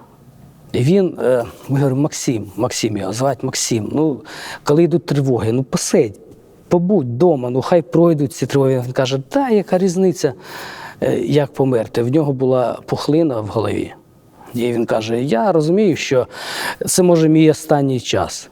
Він сніг, слякоть, велосипед, рюкзак з хлібом, прапор України, і він на велосипеді під час обстрілу оце їздить сюди, довозить хліб. На початку березня він хрестився. Клас. У нас тут було служіння, була його мама, тут, ну, хто був, наші зібралися, він хрестився. Йому зробили операцію, він виїхав в Німеччину, ми провідували його, допомагали йому з грошима, все йому вирізали цю пухлину, ну, тримаємо зв'язок. Він зараз там, так? Він зараз так проходить реабілітацію. Слава Богу. Ну, слава Богу, я не знаю как, но Бог миловал в том, что не было этой оккупации здесь, сюда они не вошли. Да, бегали где-то там по окраинам, но сюда они таки не попали. И слава Богу в том, что Бог дал возможности, вывозить этих всех людей. Больше мне страшно было после уже. Когда все закончилось, да. Вот это, наверное, было больше страшно, чем во время. Через те, що ти згадував, як могло би бути? Да. Через то, что смотрел, через то, что как новости смотрели, там, где что сделали с детьми. Там больше так было страшно, потому что я понимал, что если придет эта власть, и где-то мы пойдем под оккупацию этой власти, или в какие-то действия, потому что у меня есть маленький ребенок. У меня как раз дочке 2 месяца было в этих всех событиях. Было страшно. Вот за дочку, за жену было страшно, и поэтому мы вывозили их. Где-то больше за это было переживаний, чем за себя там и за вот такое вот. Діяльність з продуктовими наборами, вона тривала до кінця жовтня, до початку листопаду. Тобто все продовжилося. Тобто все продовжилось. Тут закінчилися, скажімо так, активні бойові дії. Розібрали блокпости, там місто почало оживати, але багато людей залишилося без домівки, багато людей залишилося один на один з війною. Тому ми розуміли, що хоч війна начебто трошки відступила від Чернігова, але наслідки залишилися і люди залишилися самі. Тому ми продовжили цей проєкт. Звичайно, люди знаходять собі роботу, люди відновили місто. Зима сама заставила відремонтувати будинки свої. До війни Чернігів відновили, скажімо так, інфраструктуру. Ми хотіли, щоб Чернігів був туристичне місто, зробили парки, фонтани, там дороги зробили. Тобто місто відновилося. Місто перетворилося, воно стало чудовим, воно попало навіть в рейтинг розвиваючих міст України, все. І потім почалося це руйнування, тому це було дуже боляче. Зараз місто оживає, колись війна закінчиться. Але будуть скалічені люди не тільки фізично, але й емоційно, духовно. Тому потрібно, щоб залишилися люди, які допомогли продовжувати жити. Тобі і твоїй команді весь час вистачало фізичних і моральних сил для того, щоб продовжувати? Чи були моменти, коли ви брали паузу, відпочивали? Так, звісно. Ми почали, видачі були кожен день, з утра до вечора. І ми так десь 2 неділі попрацювали, поняли, що це too much. Потім через день, потім робили якийсь день віддиху, тому що треба було і пофасувати, десь відпочити. Такий період, знаєте, він якось як сон пройшов. І не звертав уваги на фізичну втому, на моральну втому. Я не знаю, звідки Бог давав ці внутрішні сили просто робити, бо була потреба. Я дуже вдячний цій команді, яка просто підтримувала. Знаєте, я іноді дуже багато ідей, треба десь зупинитися. Але скільки я казав, давайте ще чуть-чуть, всі працювали. І якщо б не люди, якщо б не команда, то нічого б не зробили б ми. Спочатку ти почув Бога, що тобі потрібно тут робити, потім ти почув Бога, що тобі потрібно їхати. Виходить, що в цьому процесі не буває моменту, коли опускаються руки і не можеш нічого робити? Ні, не було такого. Ага. За той момент, коли не можна було проїхати в Чернігів, то ми все одно шукали шляхи, ми знайшли поруч з містом на вільній території склади, і куди ми везли гуманітарку і складали на той момент, як тільки відкриється доступ до міста, і там намагалися лодками якось трошки. Ви були впевнені, що не буде окупації? Ні, не були. Ми просто знали, що люди потребують і треба. Намагалися різними лодочками якимось десь якось переправляти. Очікували, що там десь наші відіб'ють їх. Тобто ми сподівалися на краще і робили все, що можливо для того, щоб...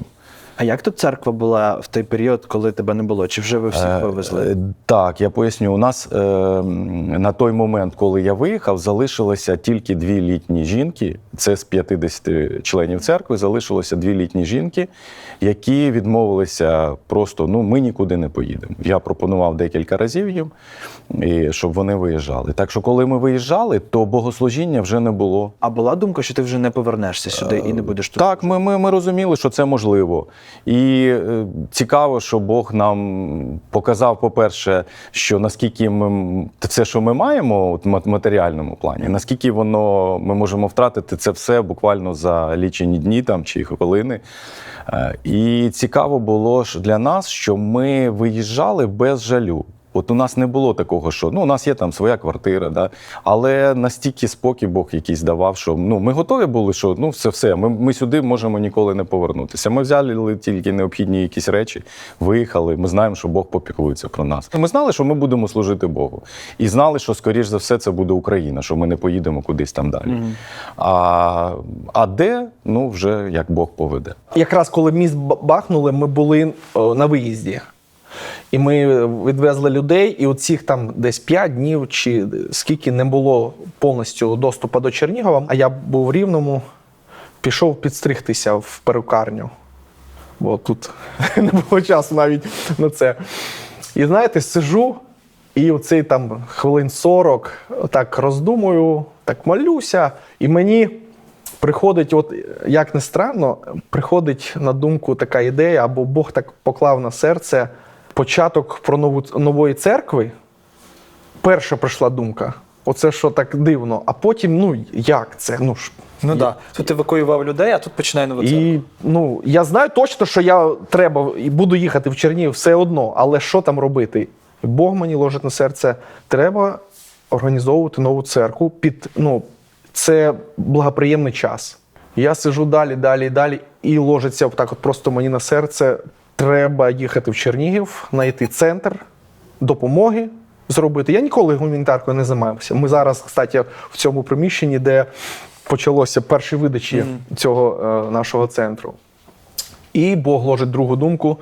Спочатку треба знайти приміщення, таке велике, таке доступне, щоб воно було в центрі десь, щоб люди знали цей центр дуже швидко. І почати допомогу гуманітарну. Бо якраз ми вивозили людей на Рівно, а Рівно нам загружали гуманітарку, і ми назад везли вже гуманітарку. І я виходжу з перукарні, і перше я беру телефон, дзвоню батьку своєму і кажу: папа, я знаю, що робити. Я точно вже знаю, що робити. Треба починати нову церкву, а починати її з центру гуманітарної допомоги.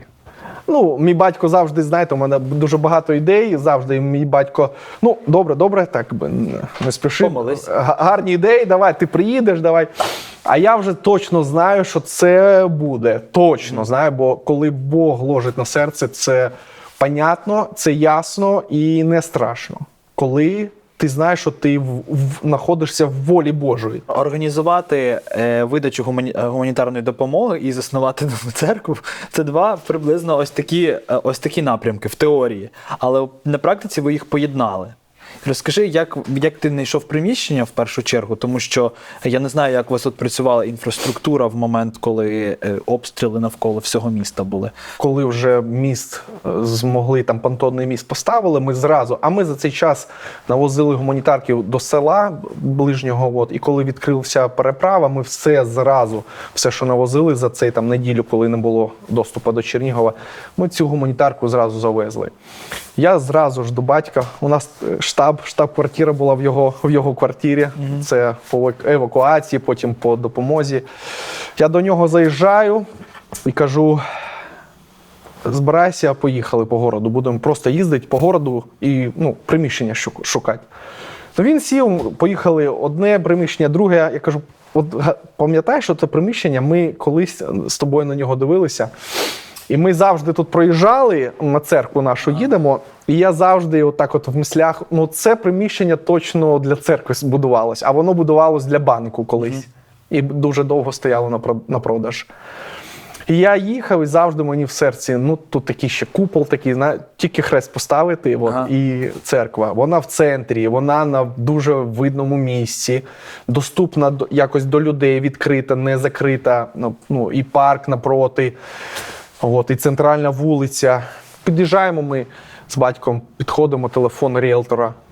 Ми набираємо, кажемо: добрий день, хочемо роздавати гуманітарну допомагати місту. Добре, зараз вам привезуть ключі. Все, до побачення. Ми в шоці. Таке приміщення, воно, привозять ключі, дають, там і все, займайтесь. І ми в той же день відкрили. Був мамо, тато, Данік і Ліза. І просто почали підмітати, загружати, і отак отримали це приміщення. І до сьогодні ми орендуємо, але також Бог благословив, цей волонтер сказав, якщо для допомоги місту, гуманітарної, людям, поки не будемо брати плати, і до сьогоднішнього дня ще не взяли плати з нас. Скільки людей пройшло через вас? Скільки отримали допомогу?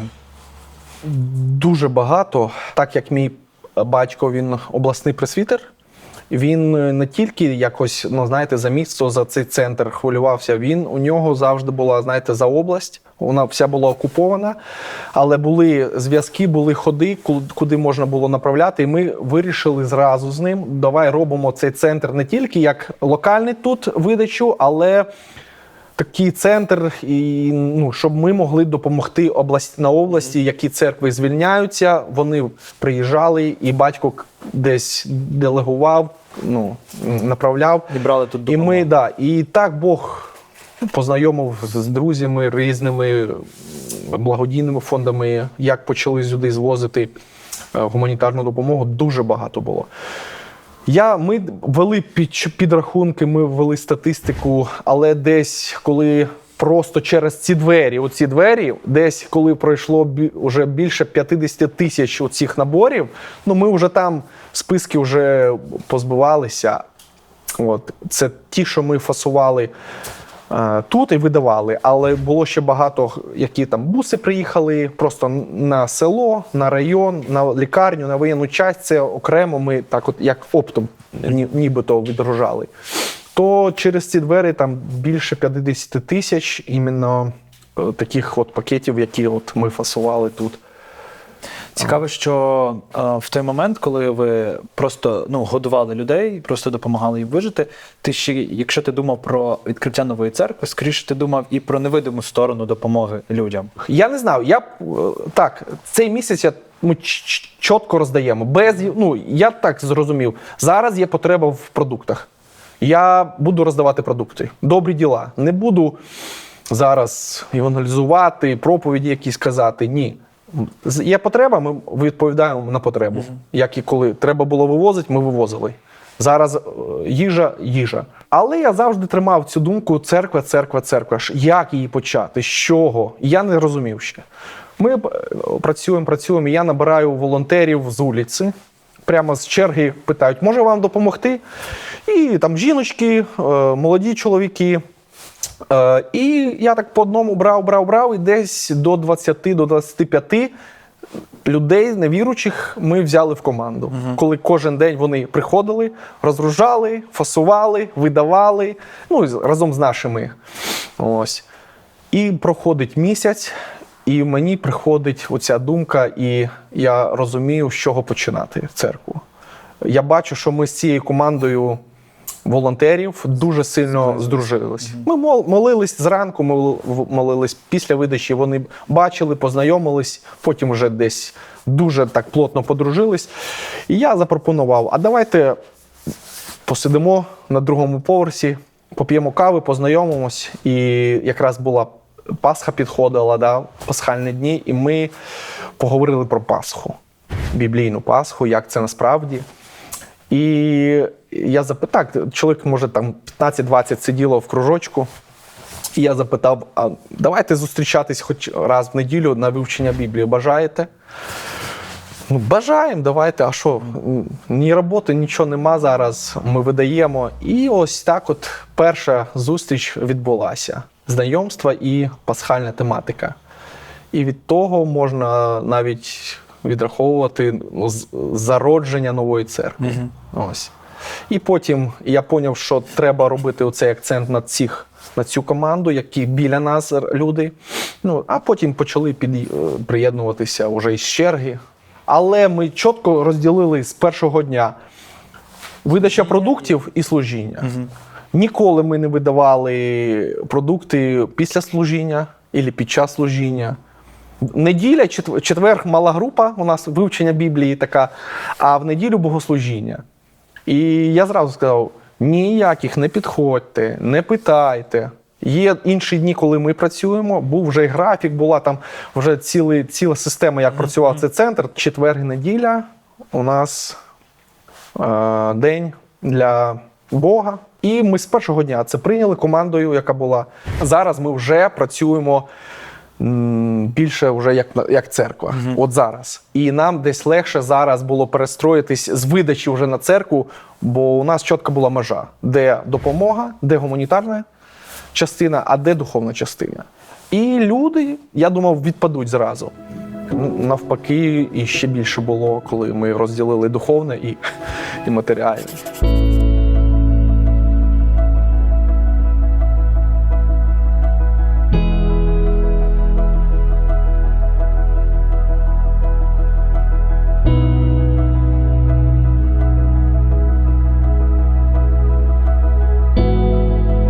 Церкви, вони і до цього були такі між собою дружні? Чи саме війна показала, що ви можете разом щось робити? Я думаю, война сблизила. Во время войны, наверное, думаю, что пастыря где-то передумали в чем-то и стали еще дружнее. Потому что на самом деле есть поместная церковь, это да, это сила.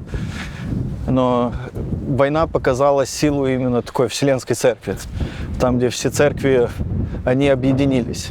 Потому что то, что мы сделали, это мы не смогли бы сделать без помощи там, других церквей, которые находились в Ровно, которые находились в других городах, которые находились за границей.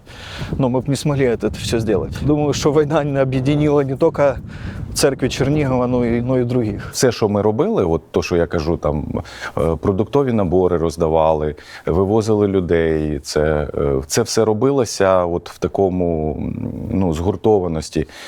Ми об'єдналися декілька церков, 5, і ми робили це спільно. Тобто ми ділилися продуктами, які у нас є. Наприклад, якщо в одній церкві є на складі щось там, а в іншій нема вже що роздавати, то просто приїжджаєш, загрузився, привіз. Потім людей ми збирали, у нас було декілька точок по місту, де ми збирали. Люди з тієї церкви, чи хтось знайомі там. Ми вивозили всіх підряд, да, неважливо, просто у нас були точки збору. Тобто ми як єдина команда, всі церкви працювали єдиною такою командою, і це було дуже сильно. У нас була єдина база бажаючих виїхати.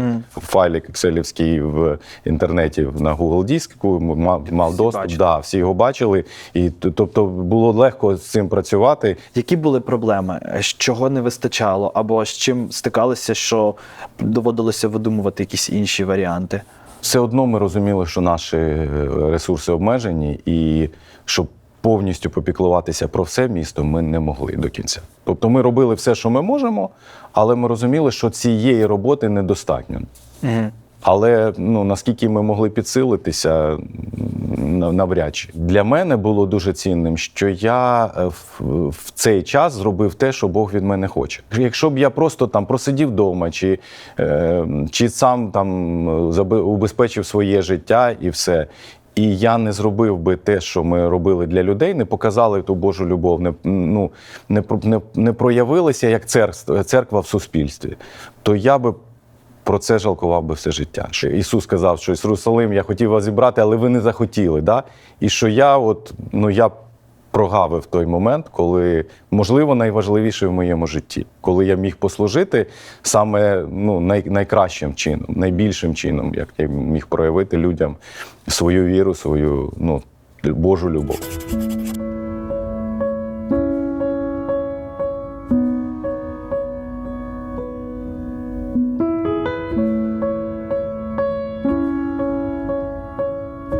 Церква протестантська зіграла дуже велику роль для країни.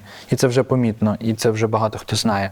Як люди змінили своє ставлення до церкви? Чи не змінили? Чи яким воно було, яким стало? Насправді можна десь пов'язати цю зміну з кількістю відвідувачів зараз, людей, які приходять у церкву, які є сусідами цієї церкви, і які до війни жодного разу, церкві вже 30 років, 29, жодного разу сюди не заходили. І ми, в принципі, запрошували їх постійно, але просто не хотіли. Зараз ми також не запрошуємо, але вони приходять. Так, вони приходять постійно. Чому? Тому що, по-перше, частина з них ховалася тут у підвалах разом з нами. Десь до 40 людей тут було в підвалі. одночасно. Це максимально. Але так десь 30 було постійно. Підвал не прилаштований до бомбосховища, бо хто тут тоді готувався? Яка будівля у нас зараз готова до бомбосховища? 30 років тому. Це все закінчилося з радянською владою. Це тоді ми в школах ходили в підвали, бо готувалися до війни з Америкою. І тут також саме. Тут були стелажі, на яких лежали різні речі. Ми їх здвигали, і люди лежали на стелажах. Тут є ось такі полиці. От їх ми прибирали, і на них ось так лежали люди. Ну, тільки на інших. Частина цих таких полиць були, ось там ми їх вирізали, убрали. А так, от там далі їх вони є. І ось тут могли в 3 ряди лежали люди на таких подібних речах. І ось ті сусіди, які приходили зараз, от було служіння, ви бачили деяких з них. Бо тоді, коли було страшно, вони приходили сюди, тут разом з нами ховалися, і тепер вони тут разом. Бо ми, в принципі, ось такі служіння ми почали якраз у той час. З тими людьми, які тут були, ми молилися кожен вечір. Тоді це було там о 6, о 5, бо в 6 вже прилітав літак, і треба було бігти додому. Літак по часам. Графік? По часам, так. Ми знали, в котрій годині буде. Він прилітав в 6 вечора, в 3 ночі, в 6 ранку і в 12 ночі був. І тому так, у нас десь служіння було на 4 до 5, і з 5 до 6 можна було добратися додому, щоб не потрапити під обстріл. Але, ну, бувало і по-різному. Хтось там затримався і потім біжали, бо це ж все ж воно підлітало дуже, бо відчувалося. Всі сказали, що можна виміряти це кількістю людей. Скільки було до і скільки зараз? Ну, це треба, з одного боку був коронавірус, який обмежував. Ми ж не могли тоді збирати всіх людей. Ну, але ще ж нюанси Баптистської церкви, як колись сказав один американець, 19 капель дощу завадять 20 баптистам прийти до церкви. Тому на той момент у нас було десь 49 членів церкви, але ходило постійно 25. Зараз у нас, в принципі, повний зал. Постійно десь, ну, для нашої церкви, для сільської це багато. Ну, якщо усвідомити, що до війни 25-30 це було багато, то зараз 60. Це наша норма. Якщо менше 60, це вже помітно. І, в принципі, десь мабуть, з літа менше 60 не було. Люди різні приходять. Ну, тобто, один день одні, інші. І тому, якщо всіх зібрати, то можна сказати, що кількість відвідувачів, вона зросла втричі. Місто майже на 360 градусів обстрілювали по колу. Да, тому я ж казав, що майже в кільці наше місто було. І от бути всередині цього, служачи при цьому всьому, це адреналін, чи це просто ти знав, що ви вимушені це робити, чи от як це було? Ну, на рахунок адреналіну, я думаю, він був точно. Але і бачимо, що так, ми допомагаємо людям. Так, ми потрібні. У нас для цього все є. У нас є гуманітарна допомога, у нас є автомобілі. Дуже було б неправильно просто сидіти, склавши руки, тим більше батько дружини завжди на машині їздить, допомагає. І нам просто сидіти, це було дуже неправильно. І ми бачили в цьому Божу волю. Він нам все дав для цього, він дав сили, забрав страх. Ось це мені було цікаво, страху не було. Ну, як такового не було страху. На той момент ні, такий спокій на душі. Може, секундами моменти були. Зараз, коли згадуєш, страшніше, ніж коли ти це робив тут. Ну так, і так думаєш, напевно, зараз би було б страшніше, ніж тоді. Тоді так якийсь спокій дав на серці. Розвозимо по місту там продукти, ми проїхали, і через пару хвилин є новина, що стояла черга за хлібом, і її просто всю накрили. Ми згадуємо, що ми тільки проїжджали там. І тут в новинах 13 жертв. Дуже багато таких моментів було, і згадуєш, і думаєш, Боже, дякую тобі, що... А як біля нас, майже 50 метрів ми їдемо, і якби бахнуло, якась чи бочка, чи якийсь приліт був, я не знаю, такий був, що так от машину... Слухайте, а в цей момент тривоги не було? Чи ви їздили під час тривоги? Багато де не було світла, і тому і тривога ми не чули, працювала. що є тривога чи нема. Ну, взагалі, ні зв'язку, не працювали, вони просто не працювали. Який настрій Чернігова в той момент був? Бойовий. Половина людей виїхало, 50%. Знаємо таку інформацію, що 120 тисяч виїхало, 120 залишилось. І такі залишились бойові люди. Бачимо, і машини їздять, і вони ходять, хоч і там лунають постріли, вибухи, але бачимо людей, які поодинокі, але хоп, собаку вигуляти треба, пішов. Навіть деяких бачив на пробіжці, просто бігають зранку. Були такі люди. Але багато було людей, які просто сиділи в підвалах, всього боялися. І я вам скажу точно, цим людям було набагато страшніше. Тим, які сиділи, так сказати, закриті в підвалі, ніж тим людям, які все бачили, які були на вулиці, які знали новини, які відбуваються в місті. Згадаєте якийсь момент, який був під час війни, коли ви точно зрозуміли, що Бог контролює тут все зараз? Ой, таких не один був точно момент. Та кожен день їдеш і, наприклад, тієї черги, ми проїхали тут приліт, коли я там забирав людей з Бобровичі, коли там було вже майже все зруйновано, і ти їдеш, шукаєш цю людину в цих дворах, а чесно, я той район мало знаю. І коли був зв'язок, було легше. Ти забив адрес, поїхав, а коли зв'язок зовсім пропав, і ти не можеш знайти адрес, і ти не знаєш цих вулиць.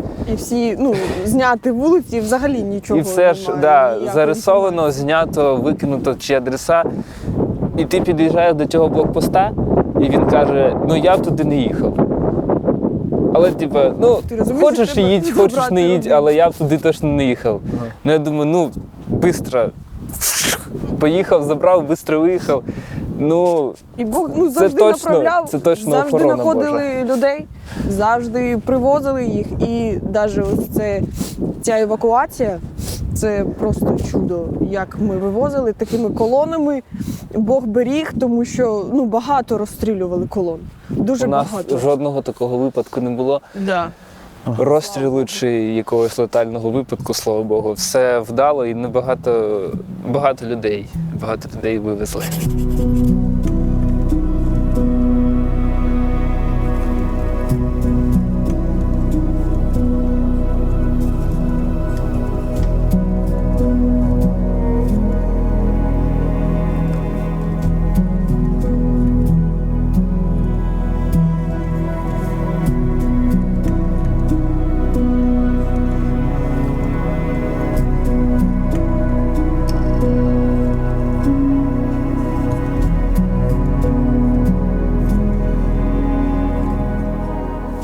Можна сказати, що у вас була тут криза гуманітарна? Чи Мабуть, вона настала от саме після того, як міст був зруйновано. До цього моменту ні, такого важко сказати. Навіть інколи виникали думки, що люди, які тут жили, вони почали їсти те, що раніше ніколи не бачили. У нас постійно був хліб, постійно була вода. Чому? Тому що вона спочатку закінчилася в трубах, але ми дізналися про те, що десь є джерело і можна було набирати, і ми їздили, набирали. Ми готували їжу спочатку, навіть постійно на дровах. Тут поруч у нас є там можливість. Тому я не скажу, що була якась саме продуктова криза. Більше криза була емоційна. Ось тут 100 людей збираються на момент виїзду. Вони виїжджають, вони в 12-й збираються, о 3-й вже тут нікого нема. Ти зачиняєш двері і залишаєшся сам. І оце найбільша криза. Бо до ранку ти сам. І так, там є 40 людей, але ці 40 людей тобі потрібно так зробити, щоб вони з розуму не зійшли. І ось це важко. Їжа є, але її важко їсти. Чому? Тому що якщо ти в підвалі і лунають вибухи, з досвіду скажу, що бути голодним – це легше в підвалі, ніж хотіти в туалет. Тому і ти навіть не хочеш їсти. Інколи виникає таке відчуття, що ти герой. Я маю на увазі себе. Чому? Тому що, церква в нас спрацювала. В той час, коли була потреба, в допомозі вона їй надала. І коли ти ось серед цих людей, які надали цю допомогу, ти потім починаєш, бо і в нас були пастори, які виїхали, я знаю, в місті, люди, служителі, і я знаю, що деякі казали, от моя церква виїхала, і я виїхав. І я знаю, що до цих пасторів зараз таке ставлення, по типу, ти виїхав, то і сиди там тихенько. Там вже нікого ти вчити не можеш, бо що ти показав, що ти швидко бігаєш. Все почалося не з того, що я вирішив в своєму серці служити. А все почалося з того, що прийшов пастор, дякон церкви, який живе поруч. Він не дякон цієї церкви. Він просто тут живе. І він прийшов і каже, ми все рівно тут сидимо в підвалі, давайте будемо молитись разом. І ми починаємо щоденні служіння. У нас 6 березня до цього моменту щоденно відбуваються служіння. І я розумію, що це не моя заслуга, тому я не можу сказати, що інші люди, вони якось слабкі, вони не проявили віри, вони кудись втекли. Такі обставини. Бо один мій знайомий пастор, він сказав, у нього 6 доньок, і він сказав, от я не знаю, я поки що не готовий, щоб мої доньки відчули те, що відчули люди в Бучі. Тому я їх забрав і відвіз. І хоч там що, казали про нього його люди в його церкві, але він це зробив задля своїх дітей, і я думаю, він мав на це право. А розкажіть, чому ми зараз на стадіоні? От чого ми обрали саме цю локацію? Бо я то знаю, а наші глядачі ні. В час саме нашого весілля цей стадіон був однією з локацій, де ми фотографувалися. На той час він був, і зараз, повністю розбитий. Десь за тиждень чи 2 тижні сюди прилетів снаряд. І тут посеред стадіону була величезна яма, зараз її вже засипали. І тому ми так проїздом думаємо, а чого б не сфоткатись так собі, просто на пам'ять. Це тому, що щоб нікого не шокувати, чи просто щоб для себе залишилися гарні спогади про те, що ви тут пережили? Ми так вважали, що на той час некоректно було б виставляти ті фото з радісними обличчями на фоні руїн в період війни і саме тих дій, які тут були в нашому місті. І тому ми так лише для себе, на згадку, що це було, і наше весілля саме в той час непростий був. Весілля під час війни – це радісна подія серед такої темноти. Як ви на це наважилися? Чому саме під час війни? Як взагалі це все історично склалося у вашому житті? Ми ще до війни планували весілля, вже зустрічалися з батьками, так звані свати в нас вже були, за 10 днів до весілля, до початку війни. Да. Це десь 14 лютого. Так. І ми запланували вже на осінь, і тут почалась війна, і ми так,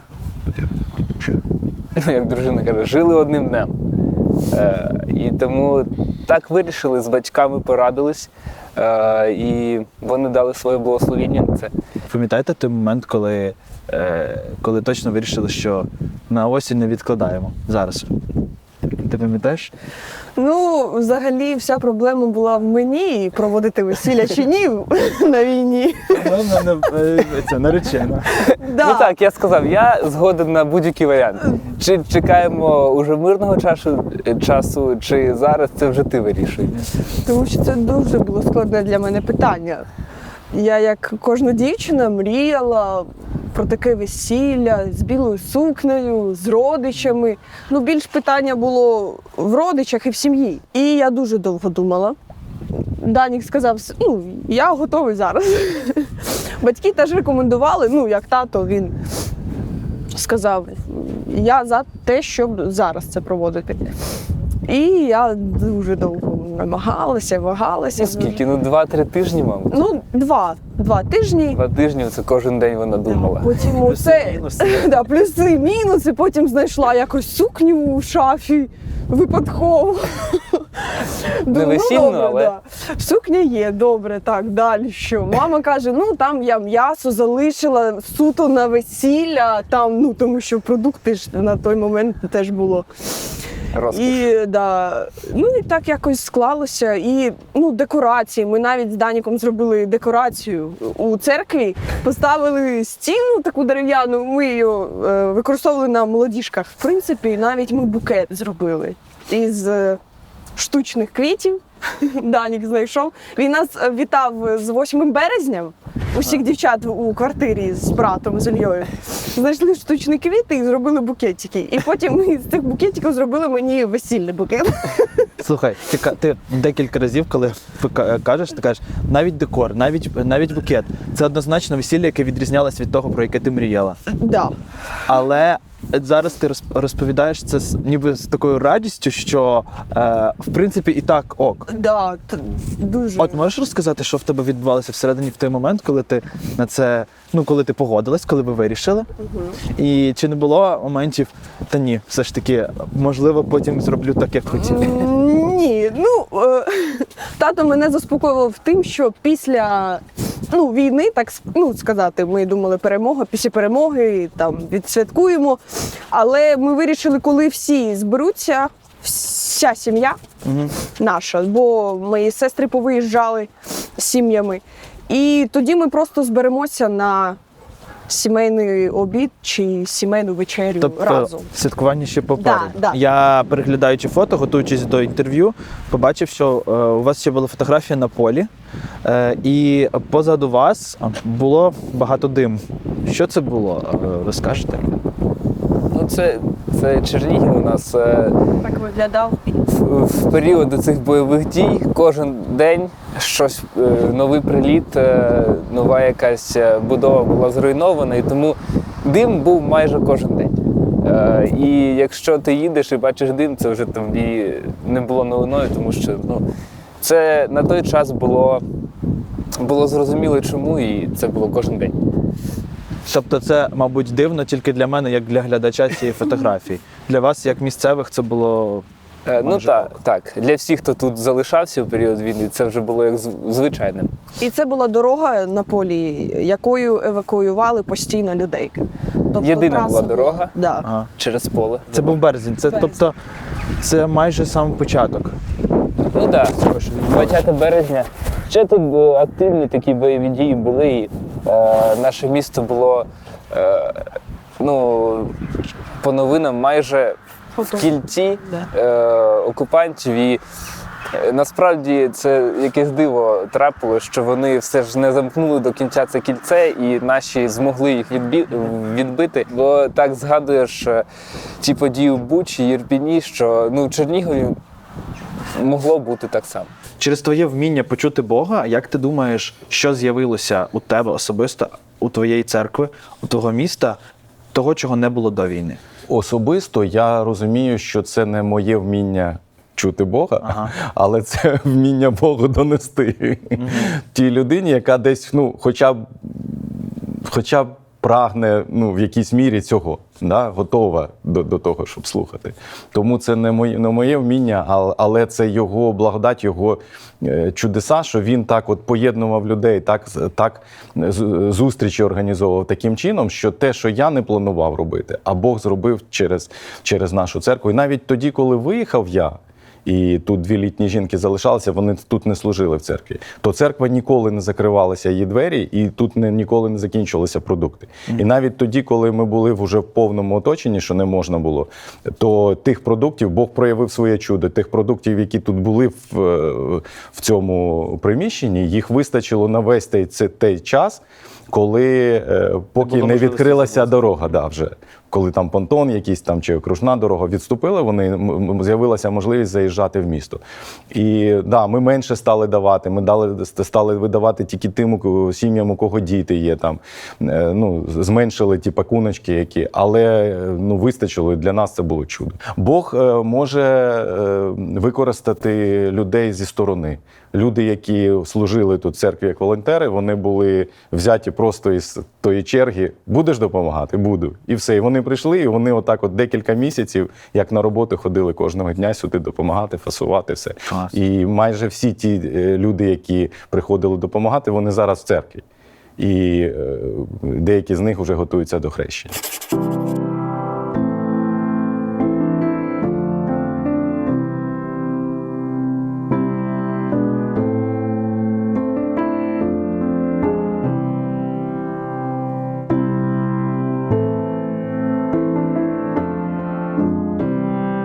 Момент, коли все стало більш спокійнішим.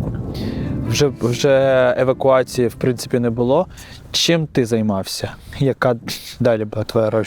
Ну, первый, наверное, вопрос у нас стал, с церковью. Как дальше это все начинать? Потому что, по сути, из-за того, что не имеем своего помещения, да, в церкви, мы трудились на базе другой церкви, на помещении, да, мы трудились. И получается, мы оставили свои собрания, то есть мы их не проводили в другой церкви. И после того, как уже все закончилось здесь, то это вопрос первый начался, это то, чтобы возобновлять служение.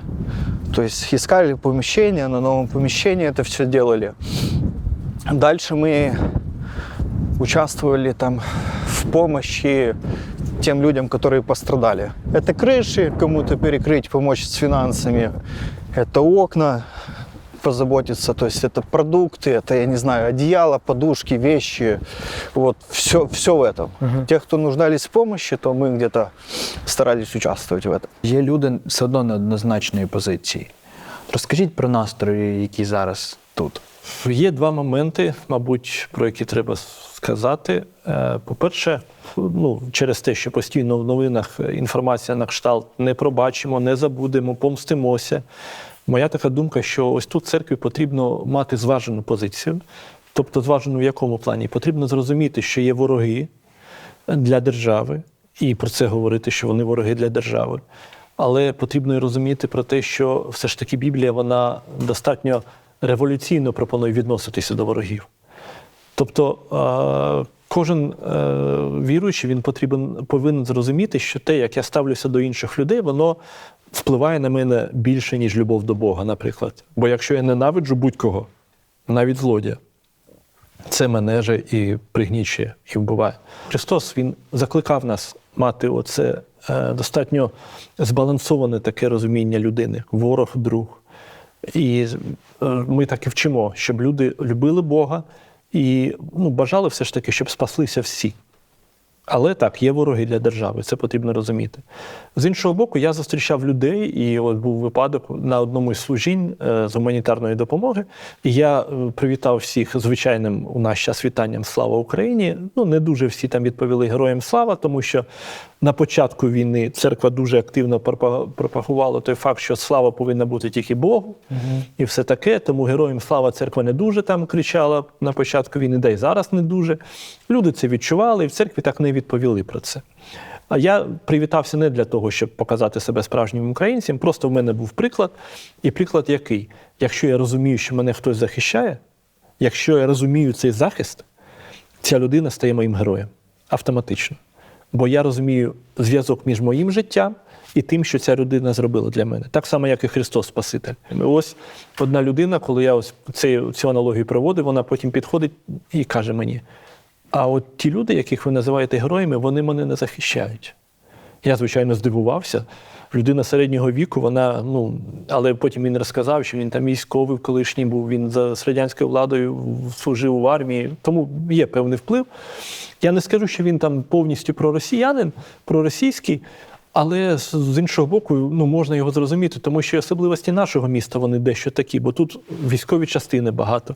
І тому багато пенсіонерів тут в місті, які налаштовані лояльно по відношенню до Росії. Хоча середній вік, молодь, вона налаштована за Україну, але можна припустити, що люди, які жили при комунізмі, вони не розуміють, що відбувається. Бо все їх добре, воно там залишилося до 91-го року, 1900. І вони живуть, коли згадують добре, вони згадують ті часи. І вони говорять, от коли ми були одним народом, нам було добре. І це насправді відчувається. І, звичайно, якщо ти живеш в контексті певної історії, і ти не знаєш інших варіантів. Так як багато людей вважали, що Чернігів був окупований. Але він не був окупований, він був оточений. Але через те, що багато людей вони жили саме в контексті однієї інформації, окупований, вони не знають іншого. Інколи навіть деякі люди не розрізняють ці терміни. Але він просто був оточений, і це було диво, звичайно, бо не вистачило тільки декількох днів, щоб це кільце замкнулося навколо. Можливо, ріка цьому завадила, і просто не вистачило. Бо чому вони пішли? Для мене це велика загадка, скажімо так. Хто б там що не казав. Але це ще одна загадка, яку ми не дізнаємося відповідь. В більшості міст така сама історія, коли саме під час війни люди дізналися про церкву, або церква стала яскравішою, голоснішою. Яка ситуація в тебе в церкві з цим? Або взагалі в християнстві? У нас на даний момент з 50 членів церкви 22 тільки в Чернігові. А решта хтось за кордоном, хтось десь на Західній Україні. Більшість із цих це за кордоном виїхали. Але у нас на богослужіння приходить стільки ж, а може і більше людей, як приходили зазвичай, там 70-80 людей знаходяться. Ми принципово не роздаємо там якісь гуманітарні акції, там не робимо в неділю. Якщо і запрошуємо, то запрошуємо в якісь інші дні, щоб це не було. Ми не хочемо купувати людей там, десь, чи їх якщо ви прийдете послухати богослужіння, тоді ми вам дамо якісь продуктові. Якщо ви потребуєте, ми вам його в будь-якому випадку дамо. А вже якщо ви хочете хліба духовного, то от у нас є і література, і є групи, і є богослужіння. І люди відгукуються. Да. Був такий момент, коли багато людей приходило саме через гуманітарку, але залишилися ті, коли вони побачили нашу позицію, то залишилися ті, хто щиро зацікавився Богом. Ми зробили групку таку, є курс «Долаючи лихо». І ми просто на цих групках ділилися, хто через що пройшов, як допомагав іншим, як там йому допомогли, які у нього горе, можливо, є в його переживаннях. Тобто, щоб люди могли просто говорити? Просто могли виговоритися. Ми просто давали їм там біблійні якісь такі уривочки, де там Давид молився, коли в скорботі був, коли ми говорили, що Господу можна відкрити все, і біль, і от ви приходьте, от то, що у вас є на серці, приходьте з ним до Господа. Але в основному це 90% часу це було їхні історії, їхні розповіді, хто через що пройшов, яких собак декого годував, де якогось. Багато хто з них говорять, для нас було цінним, що ми отримали нову сім'ю. І навіть є люди, які кажуть, що нам наші діти, які живуть там десь поруч з нами в цьому ж місті, вони далі для нас, ніж ви. Церква стала ближчою для нас, навіть ніж наша сім'я. Наше знайомство із Черніговом триває. Ми вже познайомили вас із хорошими людьми і ще більше історій розкажемо далі. Якщо ви хочете не пропустити нічого на нашому каналі, обов'язково перевірте, чи ви підписані на нього. А також не забудьте поставити лайк до цього відео. Ті люди, з ким ти говорила по телефону, спілкувалися, як ви будете далі з ними працювати? Я думаю, що вже зараз ця проблема, вона з'являється, така дуже явна. Це те, що сім'ї, які повертаються, які тут залишаються, це вже не повні сім'ї. Я маю на увазі, це сім'ї, де є загиблі чоловіки, по-перше. І от зовсім нещодавно ми проводили різдвяний захід для сімей, для діток, в яких вже, на жаль, батьки, тати, вони загиблі. І таких сімей вже більше 200 в нашому місті. Тому, я думаю, і для церкви це буде великий виклик, як працювати далі з такими сім'ями і як працювати саме з дітьми, підлітками, які пережили цю втрату. Є ідеї про те, що говорити їм і як з ними працювати? Чи це поки... Ідей нема, але я вірю, що Господь навчить, Господь проведе, і, можливо, десь якісь навчання, тренінги треба проходити і шукати, як можна отримати якийсь досвід, як працювати далі з такими людьми і сім'ями в місті. Коли люди почали повертатися?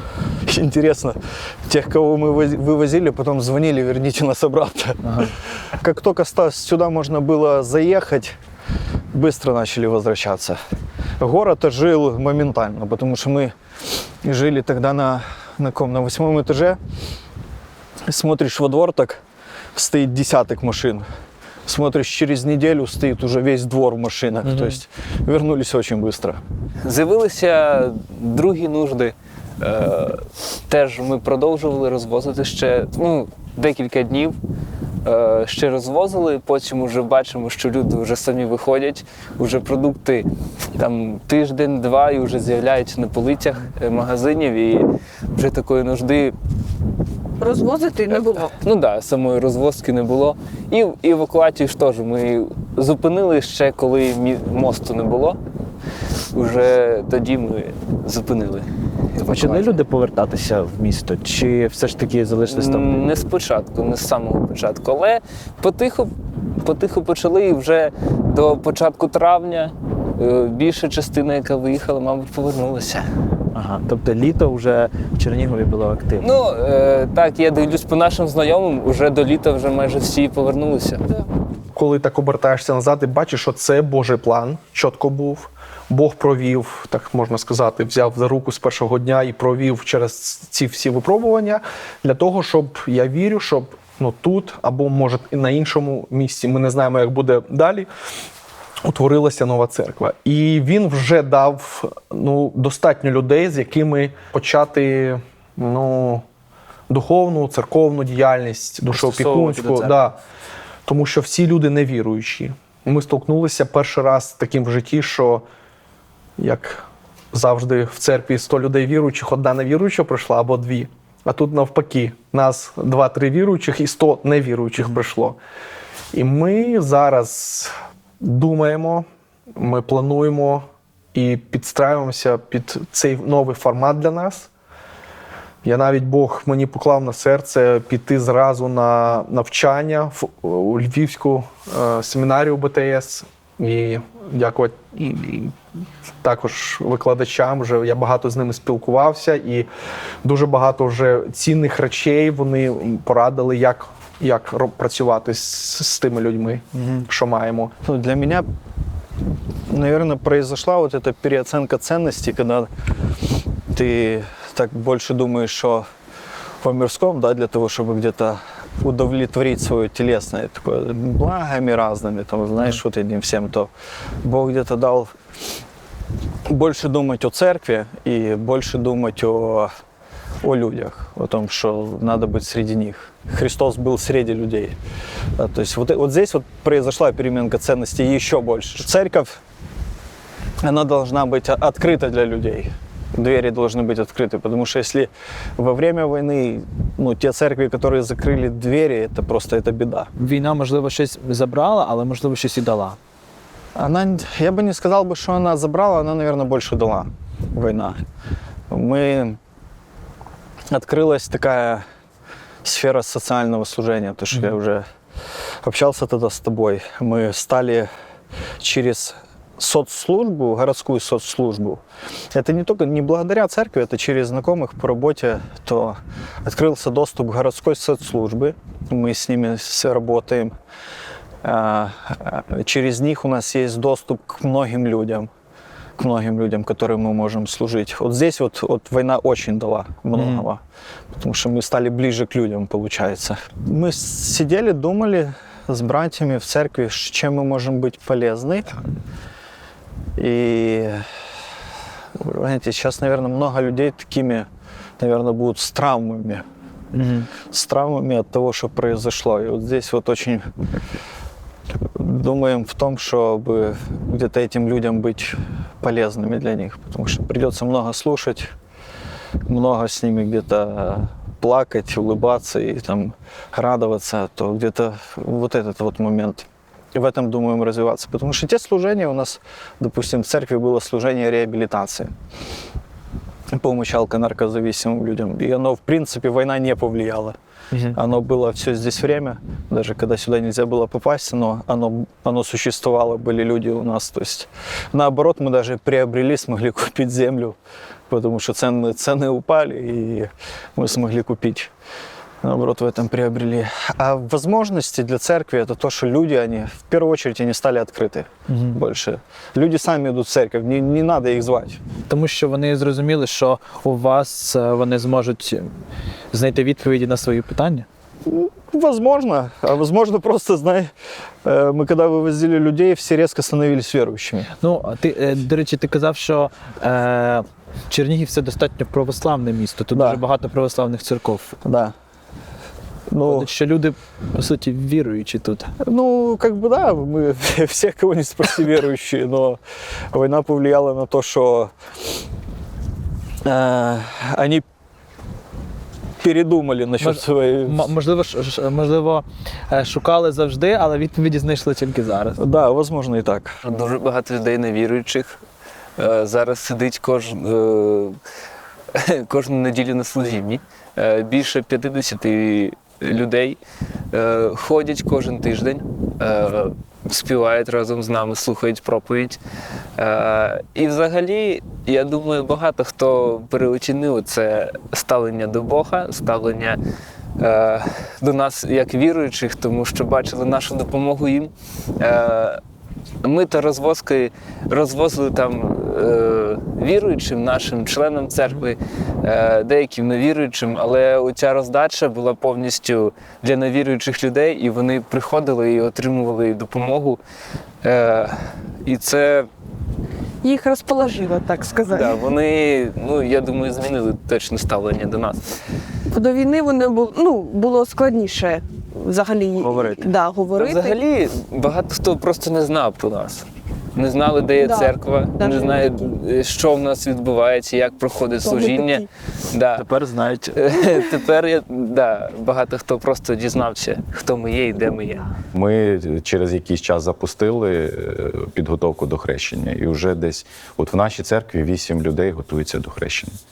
Із тих, із нових людей, які прийшли через війну, через оці обставини. Пам'ятаєш, був якийсь найяскравіший момент служіння твого особистого або твоєї церкви? Було такий момент, коли я вважаю, що Бог врятував мені життя.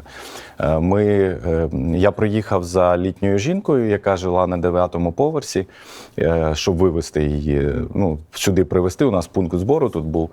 І ми піднялися, ліфти вже в місті не працювали на той момент і довго вже. Ми піднялися на 9-й поверх, а вона дуже погано ходить, і їй треба було спускатися з 9-го поверху з нашою допомогою. Тут 2 людей її тримали десь 15 хвилин. І поки ми спускалися, я десь там, може на середині нашого шляху, там 4-й, 5-й поверх, ми відчули потужний вибух. Нам здалося, що цей вибух десь буквально поруч з будинком. І ми думали, навіть там автомобіля вже немає, на якому ми приїхали до під'їзду. І коли ми вийшли, все ціле. І я зрозумів, що він просто був десь подалі, але потужний. І ми посадили цю жінку в автомобіль і їдемо по дорозі. І буквально ми від'їжджаємо там метрів 300 від цього будинку, і ми бачимо епіцентр цього взриву, стоять вже швидкі, лежать люди, поранені, покалічені, мертві вже забирають там. І ми проїжджаємо, ми якраз проїжджали по дорозі поруч з цим місцем. І якщо б ми ліфт працював, якщо б ми не затрималися через те, що вона не може, то ми б проїхали саме в той час там. Да. А чому ти тут? Я тут, тому що маю покликання від Бога, я в це вірю. Він мені доручив служіння, де я відчуваю себе потрібною. Це по-перше. По-друге, моя родина вся тут, мої близькі друзі, вони не виїхали за кордон, і вони будують своє майбутнє життя тут, і я хочу бути разом з ними. І третє, моя церква тут. В принципі, моя духовна сім'я на місці, і ми разом служимо. Це велике щастя. Тобто можна сказати, що саме завдяки тому, що в тебе є покликання, тобі легко, можливо, не легко, я не знаю як, важко, легко, а ти змогла пройти ось цей період, який був, і далі йдеш. Так. Думаю, що, по-перше, це моє покликання і впевненість в тому, що Бог хоче, щоб я була на цьому місці. Чому ти навчився за цей вже скоро буде рік? Дуже, я думаю, дуже сильна річ, яка і змінила мене десь. Це така, знаєте, повна довіра Богу. Бо були такі моменти, коли ми такими з пацанами, такими всі такі, якби, смілі, хрупкі, ми просто стояли, молилися і не знали, що були такі речі, і Бог проводив, а я так потім сижу, думаю, чому в простому житті, коли все мирно, спокійно, ми стільки не молимося, як під час війни молилися? І оця довіра, така, знаєте, 100% довіра Бога повністю. Боже, якщо проведеш, то ти проведеш. Ми не знаємо, що там далі. І це дуже, я думаю, дуже сильний урок для мене. це довіра Богу. Ну і, по-друге, це відповідальність перед Богом. Що я відповідальний перед Богом за ту працю, яку Він доручає мені.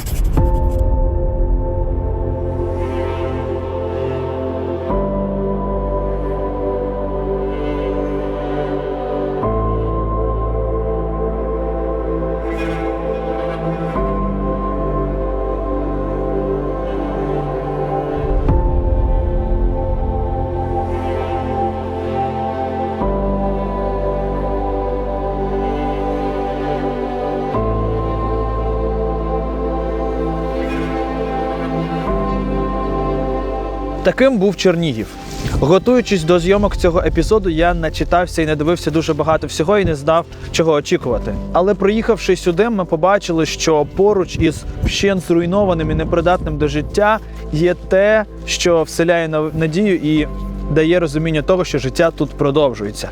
Ми поспілкувалися з пасторами, ми поспілкувалися з волонтерами, які працювали і працюють зараз. І зрозуміли, що в момент, коли ти відчуваєш своє покликання, в момент, коли ти відчуваєш, що від тебе хоче Бог, принаймні в той час ти не відчуваєш страху. В останній день перебування нашої команди у Чернігові ми дізналися, що на кордоні знову були артилерійські обстріли. І це ще одне нагадування нам, що війна триває, і кожен з нас має постійно розуміти, що виклики не завершуються як для кожного з нас, так і для церкви в цілому. Тому ми готові їхати далі, показувати вам нові міста і розповідати нові історії. Обов'язково ставте лайк до цього відео, підписуйтесь на наш канал і в коментарях напишіть, як вам цей епізод. Побачимось!